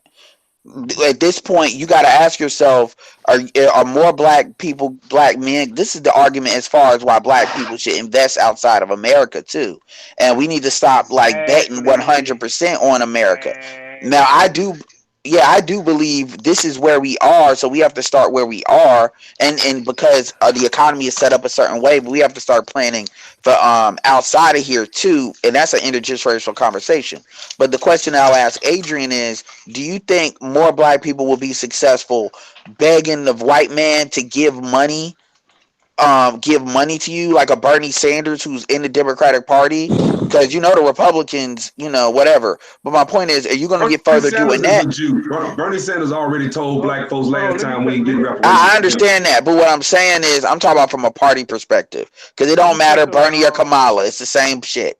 But my question is, are you going to get further? Are more black men going to get successful listening to Tone or listening to what the fuck we talking about, which is basically outlined by Dr. Clark Anderson?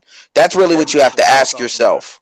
Hey, And so can I Giles get in? Zachary, Hold on. We got to touch on what Edward just said.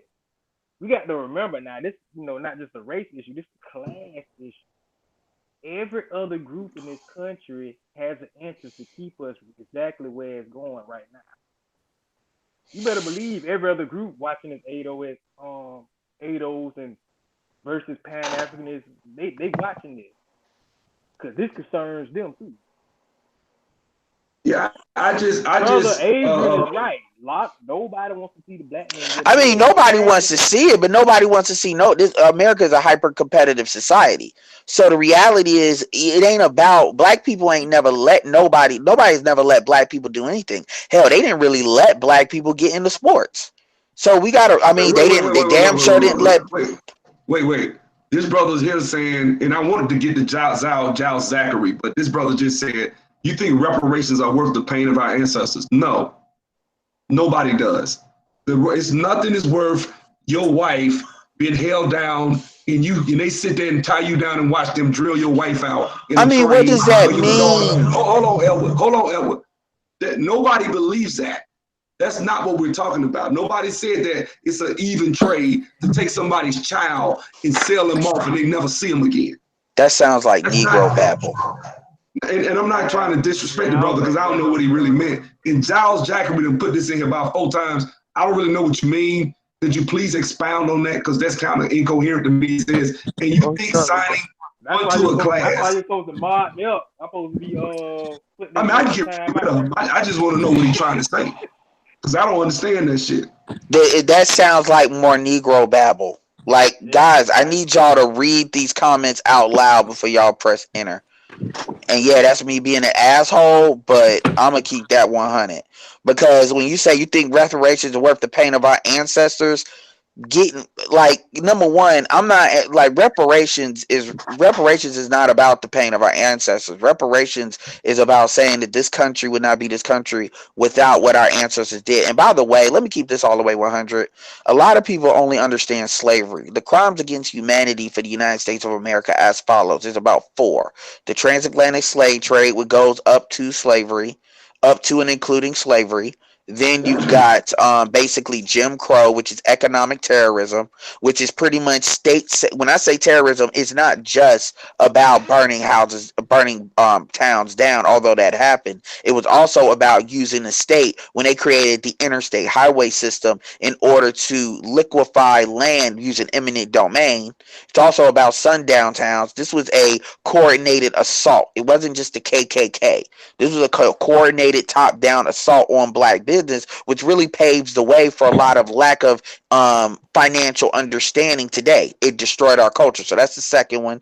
The third one is the crack era, which is we can prove that they purposely put drugs in the community. You can talk about what drug dealers did, but the reality is drug dealers didn't traffic drugs outside the country into the country. They dealt with what was already in there, and that was put out by certain people. And then mass incarceration, I could argue, is also another crime against humanity when you actually compare how many of our asses are locked up compared to how many of everyone else. I could argue not being able to vote too is another one. So I'm just giving you, and then police brutality I lump in with mass incarceration. So I'm just giving you 4 things, 4 keys as far as why we owe money.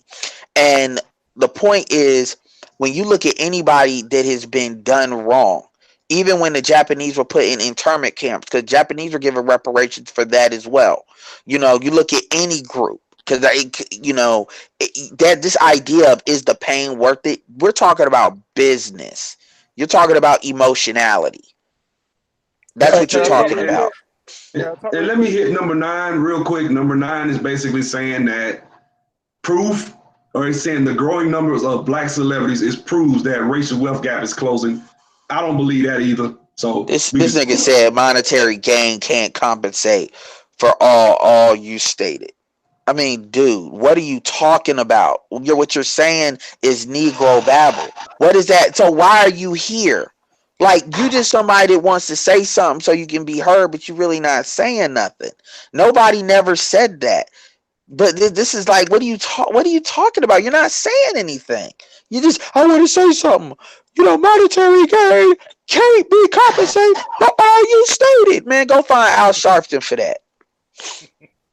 Okay, so, and also Steve Hamilton, I think he's just on there. I thought he was on here.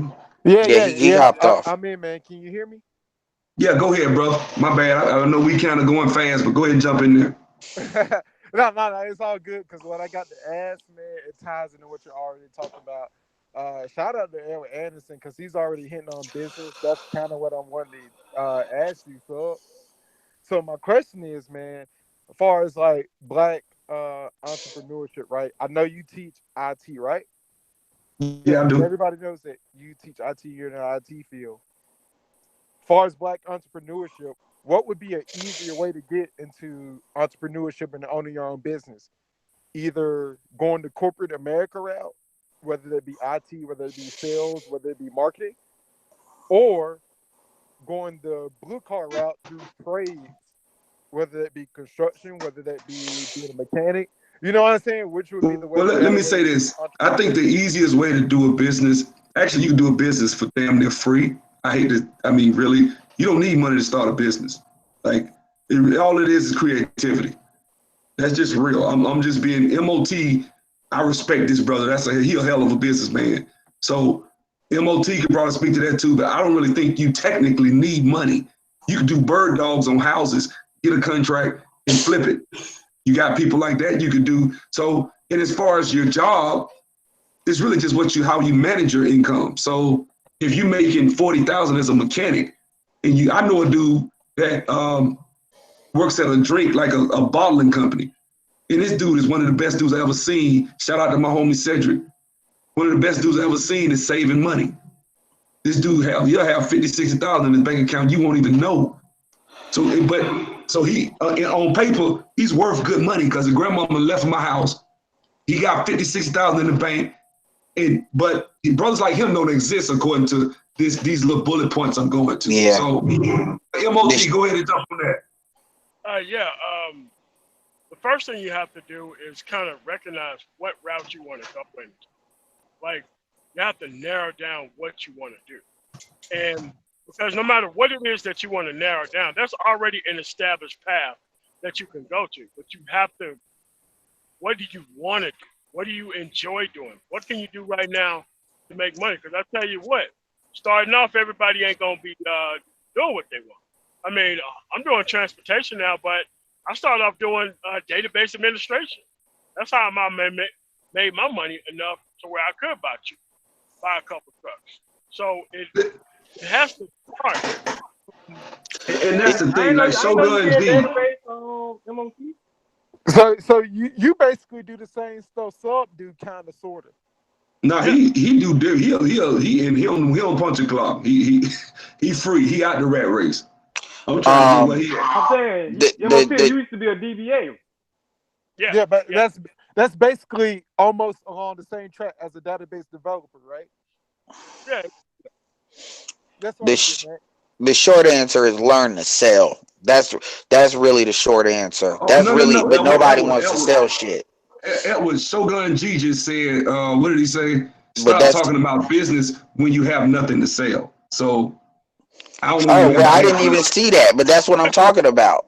Yeah, the short answer is learn to sell. I'm gonna keep it real with you, because when people say it doesn't take money to make money, if you I'm not saying this is what they're really saying, but how that is true is you can, like, if you're willing to make outbound calls at a telecommunications company, if you're willing to sell Cutco, I mean, there's a whole bunch of, if you're willing to invest a little bit of your money in understanding how to market, I mean, it's never been a better time to do that with social media traffic and stuff like that. The point is learn to sell. I mean, hell, you don't even got to do that for people to think, oh, you're just talking about that internet shit. I mean, a lot of these Latinos are going out there, they getting used food trucks, and they pretty much selling food at on the corner. Or you got, I know brothers that are in downtown Raleigh that bought a used, like, they spent $1,500 to get the used hot dog cart, put that shit on a truck on the back, and they selling hot dogs. Or hell, let give you something simpler than that.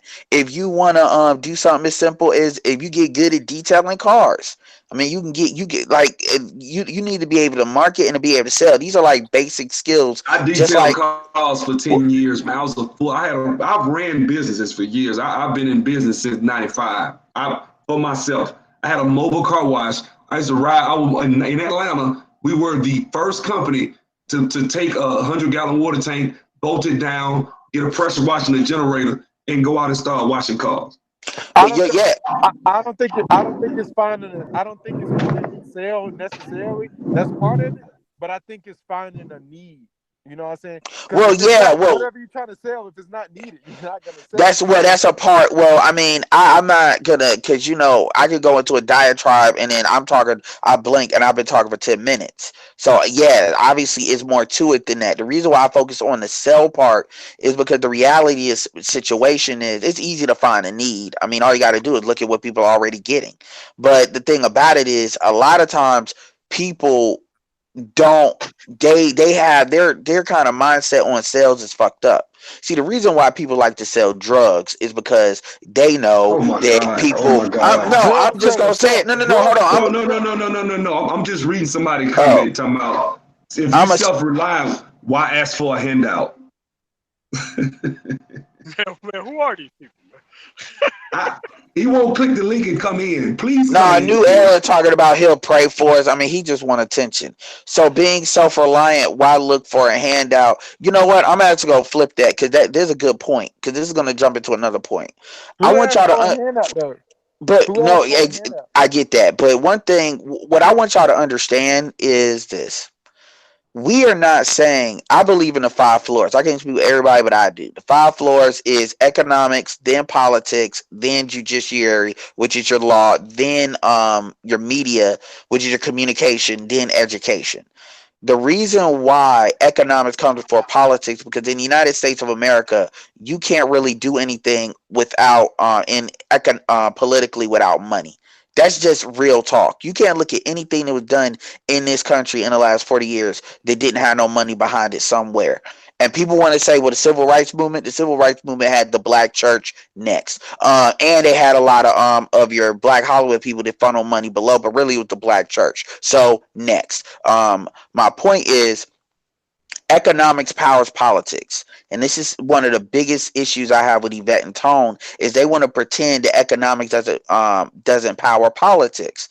They want to live in a world where that doesn't work. And I'll give you an example. For what black people need to understand is you need to understand that you can be in the voter class or the donor class. The reason why you're Asians, you're Indians, you're small minority group, hell, Jewish people are not a large group by number, can get so much done is because they operate within what's called the donor class, meaning they are paying our politicians. They're paying for what they want to get, and they're paying to get a lot of those $5 billion, all the crap they get. And the same thing with Asians. They are using their economy to power their economic engine. So it doesn't matter who gets in office, they will buy off who's in office. This is why they don't get fucked with like that. Versus black people have always been used as a voter class, and we don't ever pay attention to the politicians that we put in the office. So Well, I we can tell vote you for. the problem with that. I can tell you what the Hey, problem I is. got a question. I got a question. We got to be organized. We got to be organized. That means we all have to be on the same page. We all have to put our money to the same politician. Yeah, we We know all we have got to to put be our money to the organized, same but policy. it's a little more complex than that. Well, hold on, but I got that's why we're having a conversation that we're having now. You see, here's the thing. Again, you have somebody that's basically telling you that you need to focus on telling white people what they already know is that they stack the deck, and then tell them, I see that you stack the deck. You need to stop stacking the deck, or we're going to do X, Y, and Z. Versus I'm telling you that in order to get that same outcome that he's talking about, the way that you're going to have to do it is taking the money that we already have, the water that's already running in our faucet, and we're going to have to put a stopgap so we can take that bucket, scoop it up, and apply it to another faucet, aka politics. And Tone is saying that that's bullshit. So I can't organize because I got to waste my time basically talking about motherfuckers like Tone. Yeah, So we Well, understand. let me interject this one thing right here. The brother Adrian Johnson just made a point about if we do this and we do everything we're talking about, the white people are just gonna get their guns and come burn it down like they did in Tulsa. Let me say this. That was I know I sound like a conservative white, or a pro-white conservative when I say this. I am a conservative, but I'm not. I'm still pro-black. But let me say this. That was 100 years ago. We can't sit up here and talk about what happened in the Red Summer of 1919 and apply that to today and say that that's something we need to think about. Things are different now. The world is watching America right now. All these American exceptionalism values. That's why. That's the only reason they stopped putting dogs in hoses on black people in Birmingham, was because they kept showing that video. The white Jewish media came up there with cameras and showed that shit to the world, and America got ashamed of it. And that's why they stopped. Well, so let me right keep now, it. to say that they're going to come in there with guns and torches like it's 100 years ago, I don't think that's what they'll do. So, and That's another not. thing, hold on, let me say this. They built Silicon Valley, spent all them millions and billions of dollars, and Asians have took that shit from them. White people can lose, people. I know we think that the white man is God, but he can lose. They Because you lose got all the time. exactly. They You got to already remember. losing. They dropping But on the heroin. well, a lot of people don't understand, and I understand, like, but just bear with me, Sub-Zero. Jewish people were discriminated against, not like black people, but Jewish people were isolated out of a lot of banking back when anti-Semitism was a lot more heated. This is back when Jewish people were assisting us in owning the Negro leagues, because there was a couple of Jewish people that owned a couple of Negro league teams. So my point is, when they were getting messed with in the United States of America, so it wasn't just black people that were just getting messed with. We were just getting messed with a lot harder because we were a bigger population. So we were a bigger threat. The reality is economics is warfare. I'm going to tell you. So my thing is, if that's what you think, and you have every right to think about that, my answer to you is this: what has you think that white people are going to deal with a political solution? What has you think that a political solution is going to be a better answer? Because most of our political leaders they killed as well, including I'm not bigging up the Kennedys too much, but they killed the Kennedys. So at the end of the day, economics is power and power is warfare. Politics is a part of power, and you got people that are not going to want to give it up. And if you ain't got the heat to understand that just is what it is, because you see it happen all day, systematized. That I don't really know what to tell you. If you talk about economics, what they basically trying to stop black economics would be like trying to take some water and hold it in your hand. It's gonna fall through. It's 48 million black people. I mean, again, you ain't bout it. I mean, all I can really say is if that's just a convenient excuse for you to arrive to the grave comfortably and safely. I mean, at the end of the day, yes, that is a part. But they burnt. Stuff is a lot more known than it was now, and burning white people ain't about it like that. Because I'm gonna say it like this: wait. He said somebody just said that they bombed Pearl Harbor because of economics. They bombed Pearl Harbor because they was getting their ass whooped. And that was the only way that's gonna stop the Japanese, because they was kamikaze and they was losing the battle. It was bloody. They had Iwo Jima and they was losing.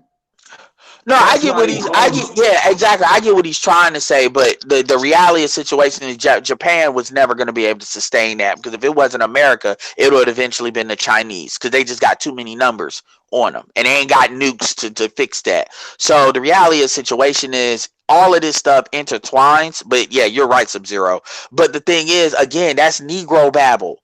Like even in that though, Elwood, in 4 decades, okay, they had the Marshall Plan, but in 3 decades, they were able to go from nothing to the 3rd largest economy in the earth on the planet with no resources in Japan. No, they don't have no natural resources. And that's what I wanted to really not speak to that. But one thing I want people to understand is nobody is saying that it's economics only and then politics have no place. Nobody is not saying that politics cannot jumpstart and completely put economics on a warp speed.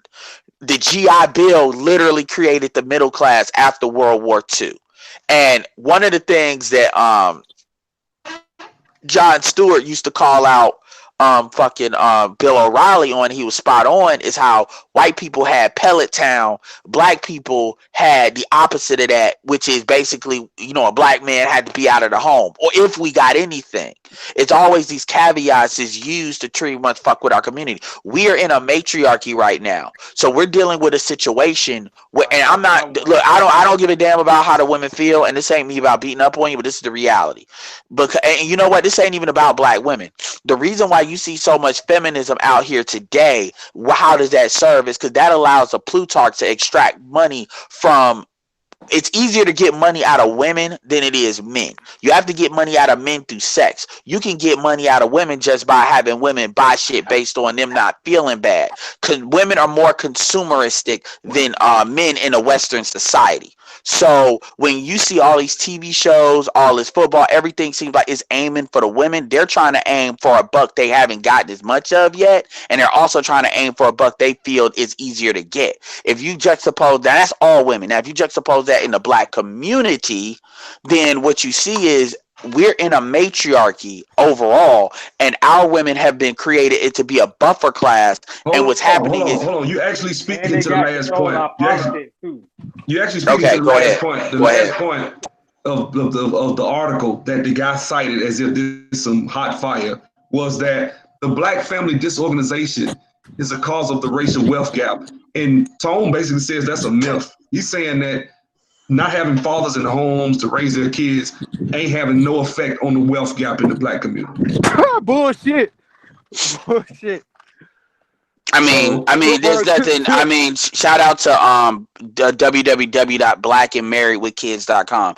Shit like that. Tone. I hate to say it this way, but Tone might as well be telling you the world is fucking flat, as far economically speaking. I know I've talked to some people about that, but like Tone is talking about stuff that's so easily disprovable. It's not even worth talking about. And one person was talking about, oh well, and by the way, okay, let me say it this way to get some data, because people want to act like I'm just talking to get data. There's 14 million households in the Black community today. Out of the 44 million, it's compiled of 14 million households. We know what the single motherhood rate is. They got another study coming out about how many kids got multiple women have kids by more than one dude.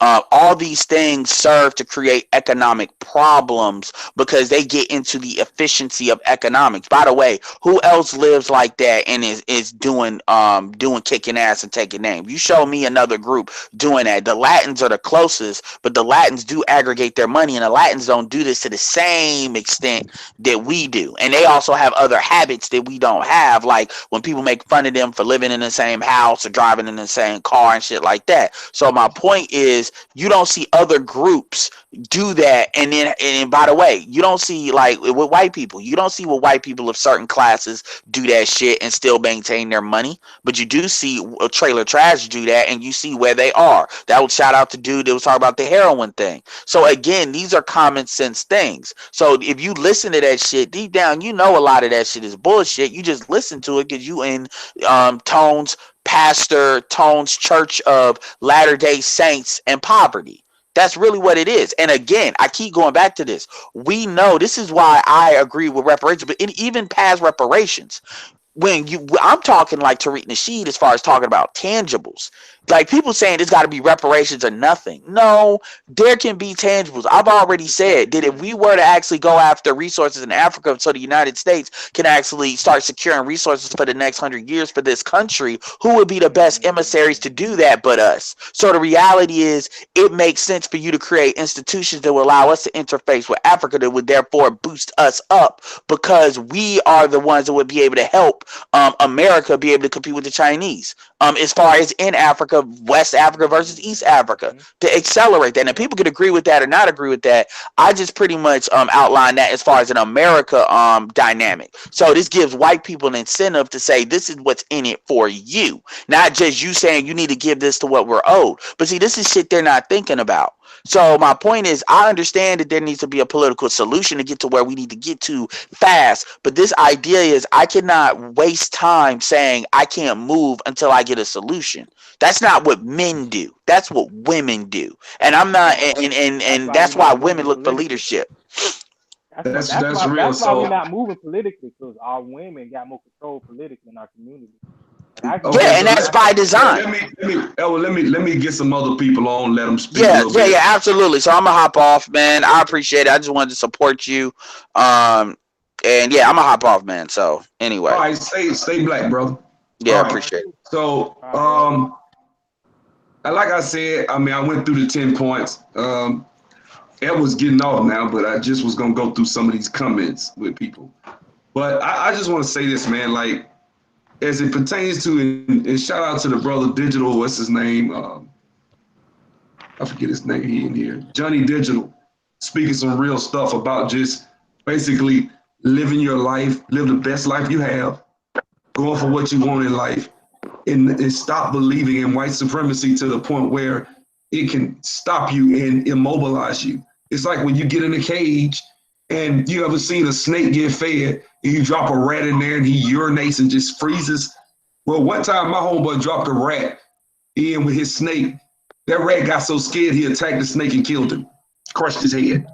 So what I'm saying is, black people, man, we cannot allow ourselves to be hoodwinked by people that's telling us fuck shit. And excuse my French, I'm sorry.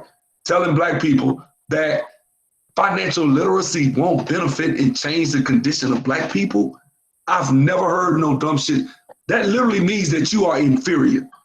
He basically telling you to your face that you ain't shit and you need the white man to save you because you ain't good enough, you're not intelligent enough, you're not powerful enough.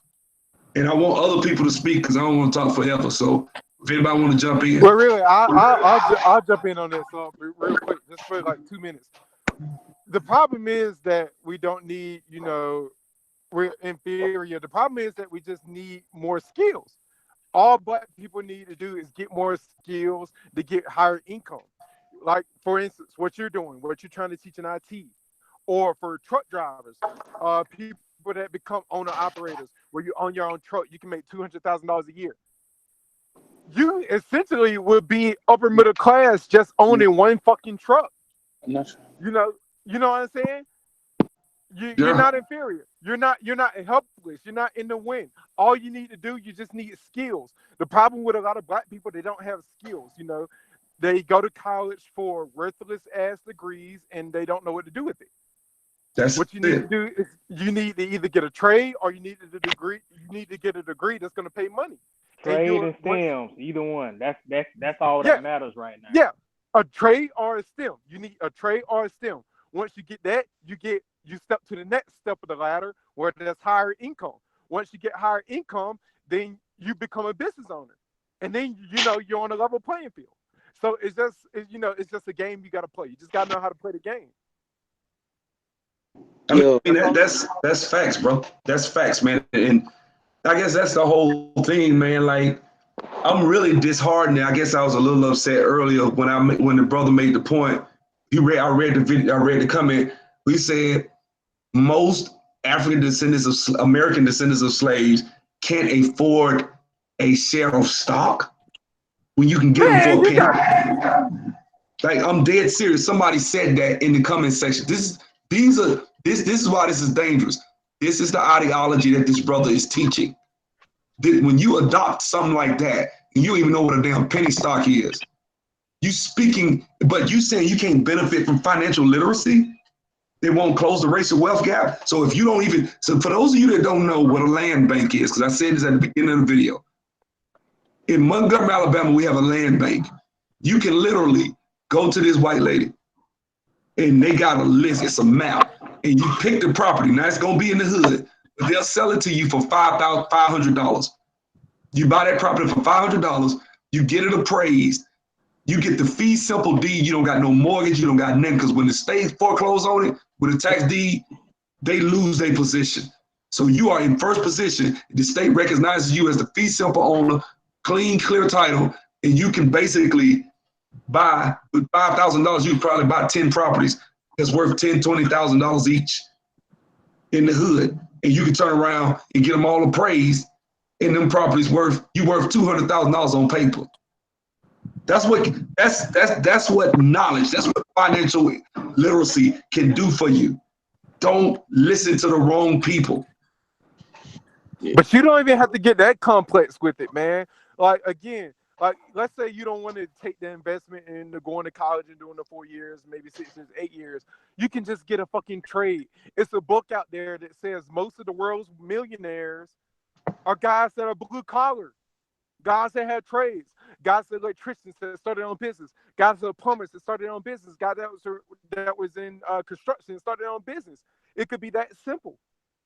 You don't even got to get into $30,000, $40,000 in student loan debt to become a millionaire. Well, let me say this, because one brother says STEM, you'll get in debt going to school. I'm an electrician. I'm about to transition doing Well, people. let me say this. I'm a student of sub. So trading No, people, well, where it's at, man. but let me say this though, with the STEM thing, you guys, let me tell you something. You can get a STEM degree from a community college, damn near free. You don't need a bachelor's. You really don't. A bachelor's would help, but you really don't need to go get in debt at some 4-year university. Once you get an associate's and you get your certificate from the associate's degree, you can go out there and get a job. You can get certifications. You can come holler at me. I get you out there quick if you got an associate's degree and you just have a basic general studies associate's degree. And I mean, junior college is $300 a semester. Back in the 90s. Hey, Sub. Go ahead. I used to work at as a card dealer in a casino, right? I used to deal blackjack and other games. I wanted to get in IT because my frat brother was in it. He told me to get an A+ certification. I got the A+ certification. Then I researched YouTube and I learned the terminologies and how people speak and how the work is going. And then I made up a resume. I had no job experience. It took me a little bit to get a job, but as soon as I got in, I was straight. You don't need to spend that much. I spent about $400 getting a certification. I got the A+. After that, I hit the ground running. It's basically IT is if you in, you in. And you don't have to spend much money to do it. You just got to be smart about it, and you got to have dedication and discipline. These people don't want to put in the work, and they just want to go to the path of least resistance and just argue. They're victim coaches. That's all they are. They're gonna find, because if you prove Tone wrong, he's gonna find a new way to be a victim. That's all he's gonna do. Well, let's be real. We know the real problem. A lot of black people aren't used to working in corporate America. So to get into corporate America, it's like it'll be uncomfortable for them to work in that type of work environment. I did it. I'm country as hell. I'm from Alabama. I'm from Montgomery, Alabama. My homeboy told me he can't see himself sitting at a desk all day. I said, nigga, you up the road, you gonna do whatever them crackers tell you do. They tell you to sit at a desk, you gonna sit all day. So, I rather sit at a desk than I'm getting paid for it. Exactly. That makes perfect sense. It makes perfect sense, but some people don't want to do that. They're selling out to a couple of people. Wearing a polo shirt and wearing some slacks and, not having to take a 15-minute break, then a 30-minute break and a 15-minute break instead of just taking an hour break. That's unknown territory for a lot of black people. Yo, Tone, the problem with Tone Talks is that I don't put this on all lawyers, but they fight for, they don't argue like regular people, because my wife is a lawyer. They argue to be right. They don't argue to have the best solution to the problem. He's an intellectual, and most of them are intellectual charlatans. Basically, they're saying things just to get money. And if you're dumb enough, you'll believe what the fuck they saying. And then as soon as he lives in the echo chamber. If you got to watch how these guys move. He runs with Yvette Carnell, to Zoe Williams. And I don't know anybody else that's in that circle, but those guys, they say a lot of wild shit, and then you can't really confront them because they stay in circles where basically you can't attack their points. So basically, they say a whole bunch of dumb shit going unchecked, and people really believe in this shit. Like, I kind of have mixed feelings about Boyce Watkins. As far as entrepreneurship and starting your own businesses, that's too easy. Again, we can go back to the trades. If you're a truck driver, you invest like $20,000-$30,000 to get your own truck. You're making $200,000 a year. But if you listen to Tone Talks and Yvette Carnell, in order to make $200,000 a year, you got to do this and that, and you had to grow up in a middle class family, and you had to do this. And no, it's not that complicated. Like, do you ever realize that if you ever listen to their shows, their phone callers normally agree with them with everything they say? It's never like people call up there like, yo, hitting them with like facts. Like, I don't agree with this, I don't agree with that. Look, I don't see how y'all sit through that bullshit. I'm gonna keep it a buck. I listened to one video. I listened to one video. It's hard. I do like a couple. It's hard. They basically just They have filtered conversations with people where everybody, it'd be like people that they know every single time. I'm like, so only people that you know are calling you. Nobody's confronting you. Basically, I don't agree with this. I don't agree with that. Like they are a prop job. Well, let me say this. Let me say this right here. I listened to one video with Tone. I listened to the one where he came after the Tulsa Real Estate Fund. And I made y'all see, I went at him on that video. We could at least let it go. That's one, right? That was one video. Then he brought another video out. We're getting upset at Jay-Z because he had the story of OJ.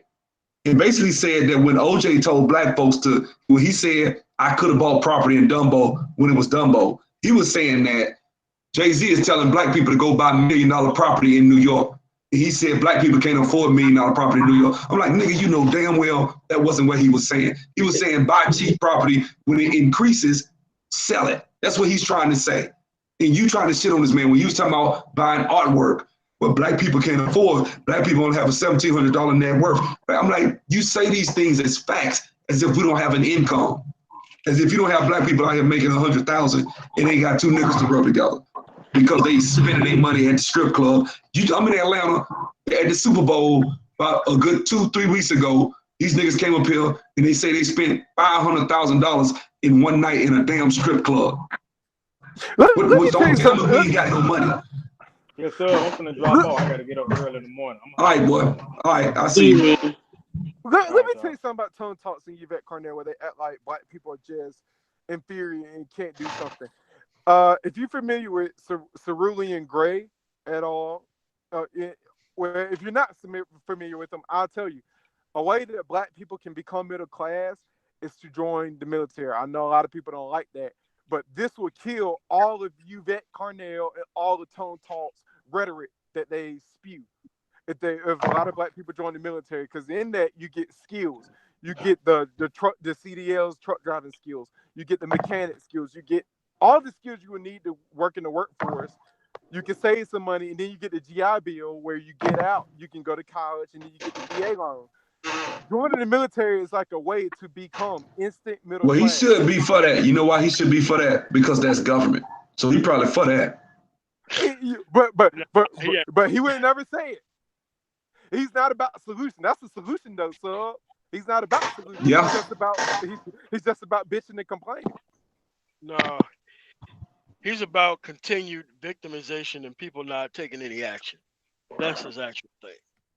He's cool with Terry too. And as long as you keep listening to that dude, you're forever gonna be on some bullshit and never. Tariq will get along with gang members and then be pro-black too. So you got to kind of Tariq if you don't make too many waves, unless you do something completely overtly coonish, then he gonna probably say something. But Tariq will be cool with people that totally contradict his ideology, and he'll be talking about black economics, but he cool with Tone. He might be cool with him. So it is what it is. Cool with Cynthia G.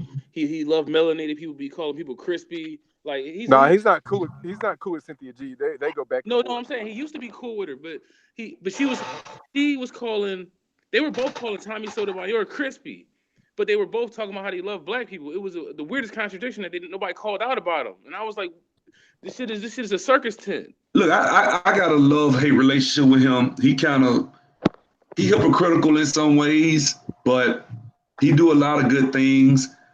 I think, I'm going to just be honest with you, I think the black community suffers because I think we were better off in the church. That's just what I believe. I know somebody going to cuss me out for saying that, but that's just what I believe. I'm old enough to remember when we was in the church, when black men led in the church. I remember how it was when I was a kid. I think that's the biggest part of what you're talking about, when black men led in the church. That's the part that really means something. When black men led. I gotta disagree with you with your church, because I don't know about your church, but a lot of other churches, man, they're kind of corrupt, they're hypocritical, No, wait. Before you go in on the church, I'm talking about when there was male leadership. You're talking about a church ran pretty much by a male preacher and a bunch of women. Okay. Yeah. That's not what I'm talking about. I'm talking about when the black community was I'm from Montgomery, right? My uncle, I'm from Montgomery, Alabama. When they had the bus boycott, my uncle, who's a devout Christian, organized free taxis for people. The church was so strong, and it's gonna sound crazy. The church was so strong, a nigga tried to ride the bus in Montgomery, and my dad and his homeboys snatched his ass off and stomped his ass out. Because they went and met up at the church, and all the black folks said, this is what we gonna do. People right now, if we boycott an Asian business and a black person going there, you have to kill them. Nobody would have the audacity to grab them and stomp their ass out. That's how strong people, the church was the center. I'm not saying everybody had to believe in Jesus, but what I'm saying is that was the centerpiece in the moral compass. Now, we don't got nothing. We don't. Yep. We're splintered.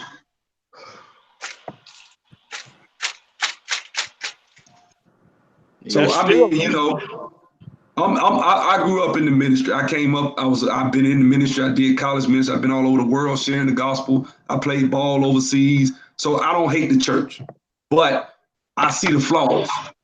I see what I'm not going to church getting no pastor my paycheck. No, that's not going to happen.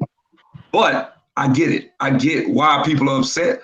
But I did a video about 3 weeks ago with my friend who does good things, but nobody's going to talk about that. MOT is working with a lot of pastors in setting some infrastructure up, doing some things. It can be done.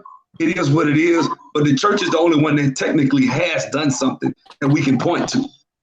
That's That's just facts. Man, what does MOT do? Because I see MOT on a lot of panels, man. What does he do? I have federal government contracts, and I own a transportation company. Oh, word. That's what's up. Okay.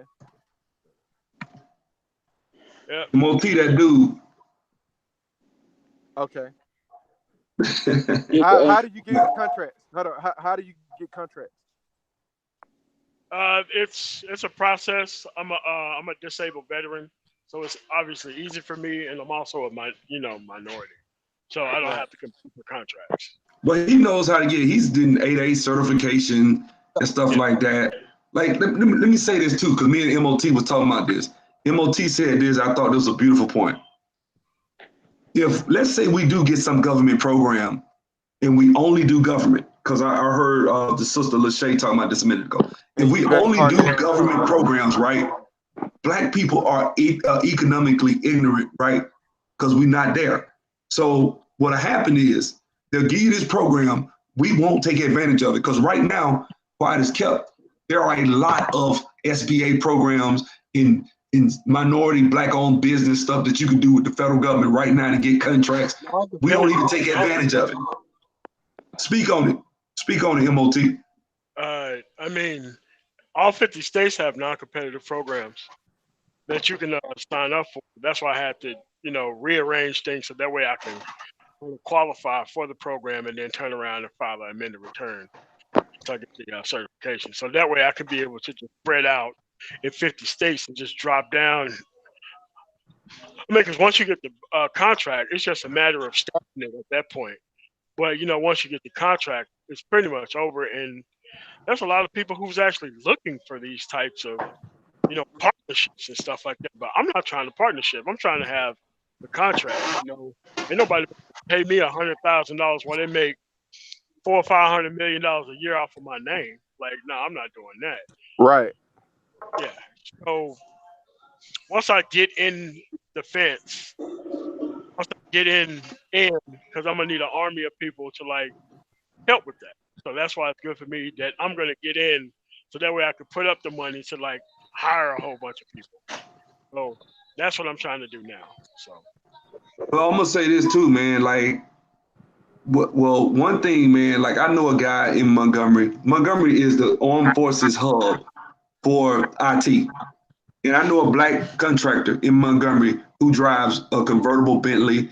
He got a house in Maryland, and he got a house in Montgomery. He always in Maryland. The guy's worth about, probably 10, 15 million. He got government IT contracts. He's an IT developer, just like me, corporation, same paperwork. He got it done in Bradstreet. He was walking me through the process. The corporation I got wasn't old enough yet, but it is now. I just got to call him. But he basically said he got his first contract. It was a small contract for like $8 million. He said him and two other guys did all the work. He said he walked out of there with about $4-5 million. It was a 2-year contract. After that, now he going for $100 million contracts. He a big boy now. He a big fish. But he started small. I think 10 million or less is cheap. It's easy. But we don't know this stuff. You can get contracts sweeping, cleaning out dumpsters. It's so many opportunities. I know this is probably anti this video because it's government involved. So, but what I'm saying is, if we get programs, Black people, a lot of times, especially dealing with the government, you have to fill out paperwork. You have to have your shit in order. You have to have your shit documented. And we don't do that. So there needs to first be an economic awakening. So to tell Black people that financial literacy won't close the wealth gap is the dumbest, most counter-revolutionary shit you can do. That's just real. Yeah, the tone is backward steps. That's crazy. I mean, who's actually trying to close the wealth gap for somebody that had like a $400, $500, $600 head start? What we should concentrate on is just, having a good amount of money for our families, you know what I mean? Yeah, like those guys are funny because they'll talk about like you can't fight white supremacy because of the racial wealth gap, and then you'll ask them a question like, "Yo, how much money do you need to beat white supremacy?" And like, have people ever beat white supremacy with having less money than white supremacy? They won't have an answer for you, and it's like you just want to fucking talk. It just what they saying. It doesn't matter. Like if a lot of Black people would increase their skills, like get into trades, get in the military, become middle class, or do what Sub is teaching, where you making 6 figures. If a lot of Black people was making 6 figures, not even millionaires, just 6 figures, they wouldn't give a 2 shits about racism if they were making 6 figures. Especially living in the South, where the cost of living is dirt cheap. I mean, I don't think we would even know what the word white supremacy meant if we had an average net worth of just $60,000. Exactly. That's my point. Like, we wouldn't even know what racism was if we was making 6 figures. So we don't even need to catch white supremacy. We just need to better our skills, become more knowledgeable, and, just become more profitable to a company or profitable to our own companies. Now, I'm going to say this about the Jews, because a brother said something. He said, it doesn't matter where you start looking at the Jews. I like the Jews in the sense, well, I really don't, but I ain't going to go into that. But I like the model that they set sometimes, but the Jews for like the last 1,000 years were the money, they handled money in Europe because the Catholic Church called it usury. The Jews have always handled money. Like that's their thing. Like so where they were. The people that call themselves the Jews, let's put it like that. And the Amstel Rothschild situation with what's his face? Napoleon, funding both sides. It's a lot of shit that go into the Jews. And I'm not trying to get into this Illuminati conversation. I'm just saying that there's a lot that contributed to them being what they are. Because quite frankly, I don't even believe in no damn Holocaust. I really don't. But you can't find that video. Those types of videos you can't even find on YouTube because they're so powerful. I can get my channel shut down just by talking about that subject. You go on YouTube, you get your account deleted. They are powerful. And that's what power does. So, Yeah. Yo, guys, I gotta head to work, but I want to give like a shout out to you, Sub. You got me researching sequel. I'm gonna email you about trying to join your next class. I think your next class was in February. It starts Saturday. I tried to do a test tonight. Shout out to all the students that may be listening now.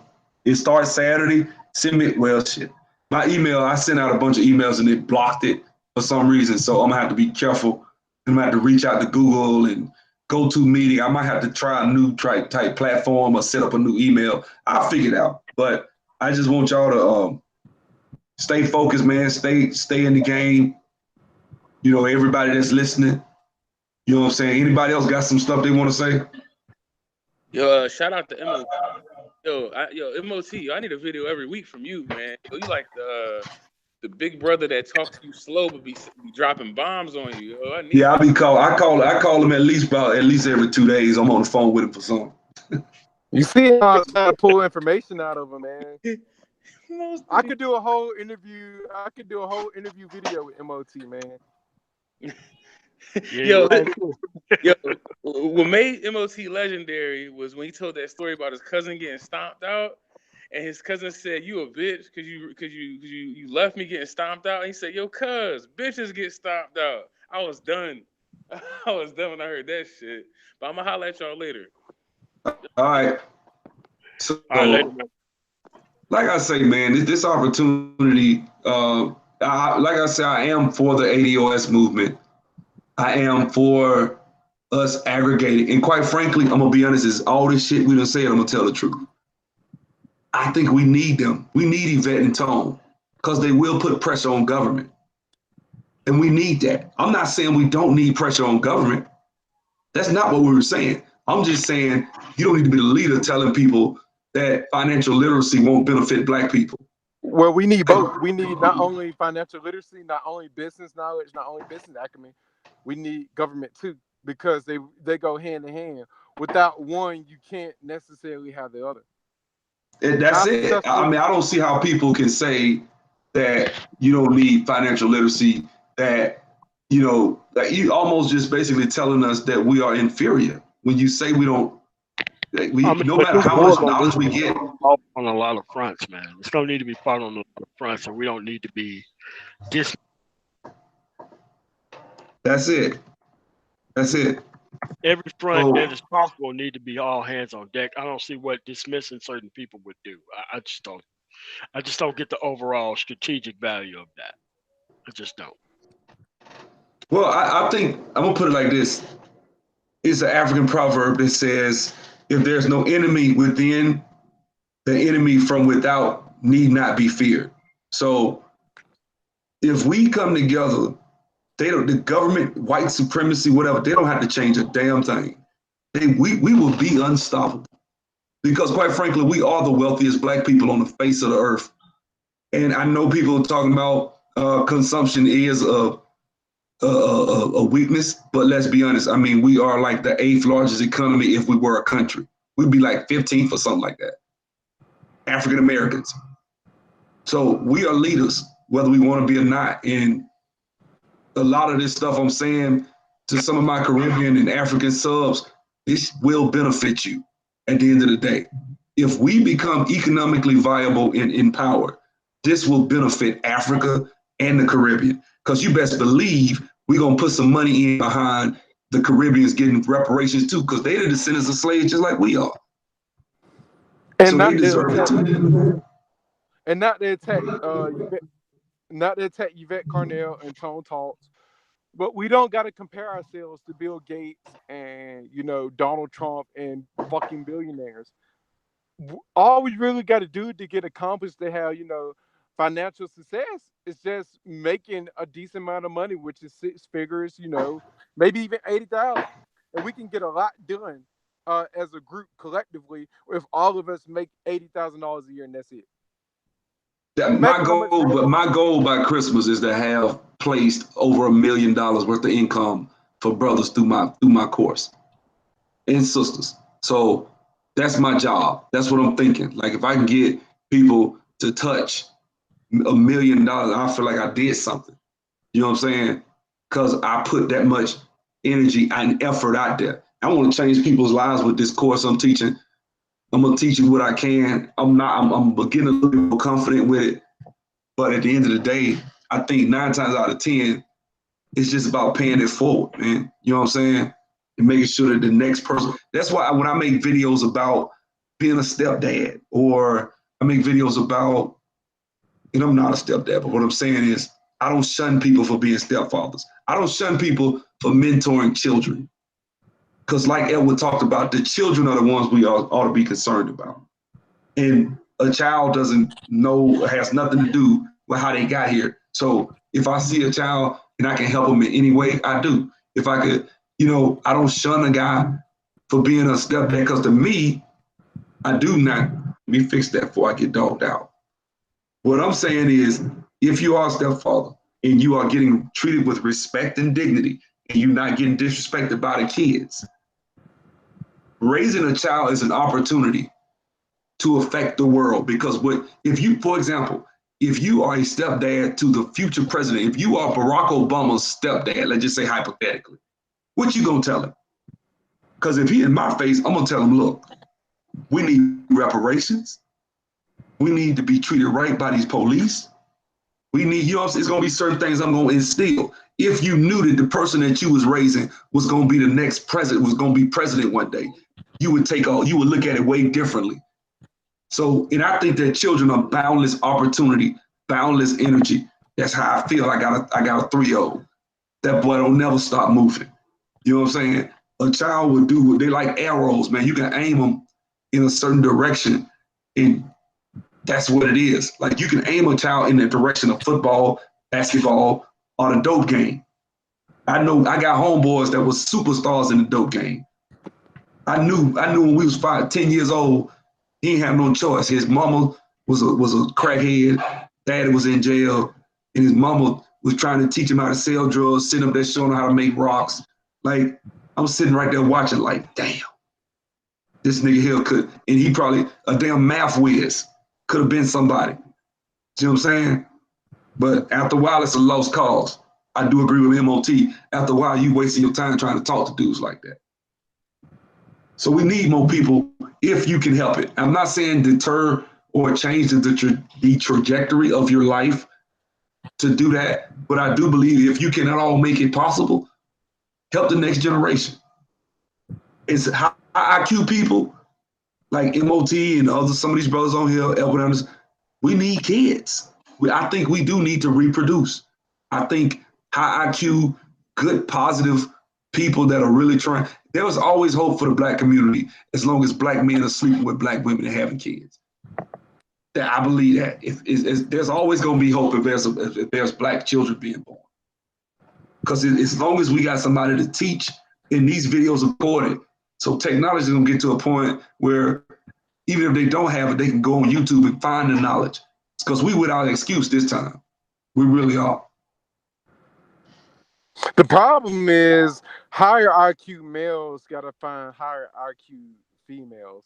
Not saying there's none out there, but you can kind of know where I'm going with this. And I'm not trying to Yeah, make I it mean, we need our own like men's society or some shit just for black people. No, I agree 1,000%. I think as a black man, you should invest in dating service. You shouldn't be out here leaving that shit to chance going to the club. And you damn sure ain't gonna find no good woman on Instagram. If she on Instagram with her ass out, I made a video about that. If you're on Instagram with your legs spread and showing your coochie, you probably not gonna make a good wife. And if you're on Instagram, even if you ain't got your ass out, if you showing your ass in every picture, these celebrities are thirsty as hell. These rappers, basketball players, music producers, these niggas be hitting 50 and 60 women a day through Instagram in the DM. I know that for a fact. So if a woman on Instagram and she get 4,000 likes on a picture, her mind, she probably ain't no good for nobody. Or that girl, like the girl that was with R. Kelly, right? Can you imagine? I did an R. Kelly video about 3 weeks ago. Go listen to that girl, man. Who she gonna make a husband? What type of wife she gonna? Hey, I'm like, this girl done been out they here. don't want to be. I'm just saying, a girl that done been in that type of stuff, I don't want her. Like, and she probably bad as hell. She been with R. Kelly. She's probably beautiful, but she is a walking death trap. Like all this stuff. First of all, you done got herpes. You done been with R. Kelly. You done so much stuff sexually to the point where it's like, damn, like I don't want to have nothing to do with this chick. Like, just listening to her, you ain't no good for nobody. You used up. She's just like the sticker. You remember when you was in first grade, you get the sticker and you got the orange smell to it, and then you take it off the tablet, you put it on another tablet, you take it off, put it on another. Then you take it home and you put it on the kitchen, and the next day you put it on the kitchen on the fridge, and it fall on the floor because it ain't got no more adhesive. That's what these women are like. That's been with these celebrities. So you gonna like what I'm about to say next. And I'm not really a church-going guy, but by far the best women in the black community are the women that go to church frequently. The ones that you want to make wise and the ones that aren't out there like that. I mean, I know that's the big thing. Everybody say that the church women aren't good women, but I would actually think if you want some sort of moral, let me tell you something with me. This me, right? And I know people hear this, don't believe you. You think Jesus is a myth, whatever. What I'm trying to say is this. The church At going least women are the best. with me, I'm going to tell you something about me. With me, I ain't perfect. But if you come to me and you say, bro, you've offended me, you did this, you did that, you know the word say this, the word say that, I'm going to at least try to adhere to that. If I ain't got no core value system and you come to me and you tell me, yeah, you offended me, nigga, I don't give a shit. So, what? What you gonna do? But like that's you I at least give you something. I ain't saying that I'm gonna be perfect. I ain't saying I'm gonna stick to it perfectly every day. Of course I don't. But what I'm saying is I think that I'd rather have some sort of value system than none.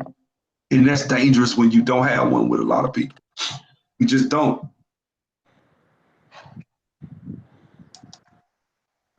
So let me say this, man. I gotta head out, man. It's 12 o'clock. I'm gonna go lay down. I'm gonna go get me a little drink, sit up there and watch a little TV for about 5 minutes. And I'm laying it down. Anybody got anything to say? Oh, that's it, man. That's it. Yeah. So, but it is what it is, man. Due to my church's Thought Central. Okay. He says Thought Central. I'm Man, not what's even looking wrong at the with you? chat, man. I'm straight on the hangout. So if somebody talking shit, I'm not even able to see it. I mean, it is what it is. I mean, I don't. It is what it is. I don't look at it like that. But hey, it is what it is. I'm gonna tell you something, man. Y'all remember Eddie Long? That Yeah. made national news, right? My homeboy that I interviewed the other day, he don't make national news. He making difference in people's lives. My homeboy that started the Valiant Cross Academy, the all black boys school, he ain't making no news like Umar Johnson is. See what I'm saying? Umar Johnson trying to start a black school, it's a big deal. But my boy here, Christian. So just keep that in mind when people say what they say about the church. I don't try to proselytize people. Black folks are very weird when it comes to spirituality. That's why I don't really try to make people accept my way. I'm not doing that. But just understand and think of certain. Don't beat down the infrastructure and the history that we have, because there's a lot of black revolutionaries that were Christians that are Christians. I'll say this one last thing, unless somebody else has something to say. I didn't want to take it down that religious route. I was just saying there's a lot of good women in church. Because I can name a couple of other good places where you can find good women.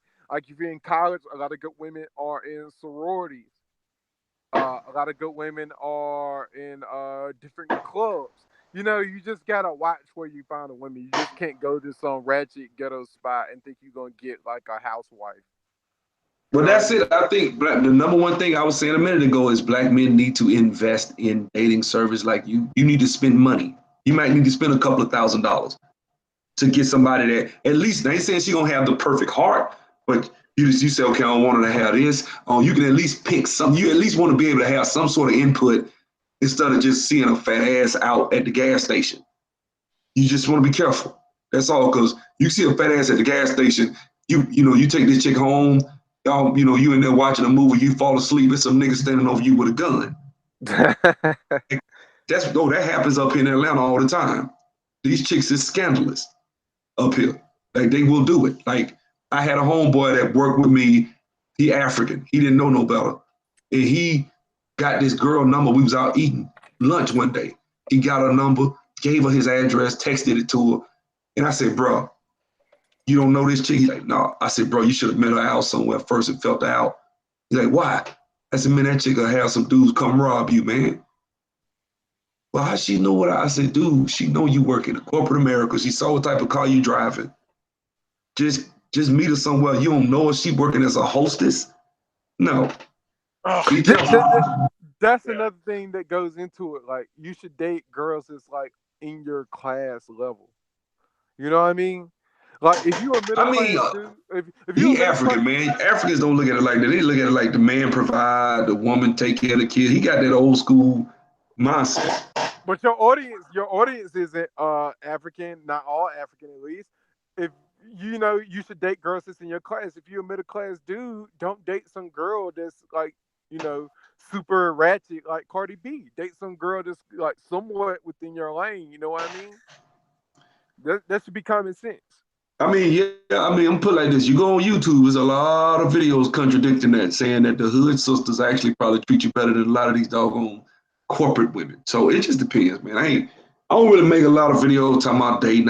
Black folks got enough movies and YouTubers, that's all they talk about, dating, dating, dating. Damn, we don't talk about economics, but we'll talk about some dating. I don't, you know, it is what it is. I make a few videos about it, but I try not to talk about that much. It is important as it pertains to economics, but we got a lot of other shit we can be talking about first. So look at, man, I got to go. I enjoyed it. Appreciate it, MOT. Appreciate it. What's your name? Steven. Yeah, y'all be good, man. All right, cool. Love y'all, man. Thank you for, like I said, I'm gonna retest everybody that didn't get the link. I'm gonna try to do it again tomorrow. For some reason, GoToMeeting was messed up. So it is what it is. See y'all.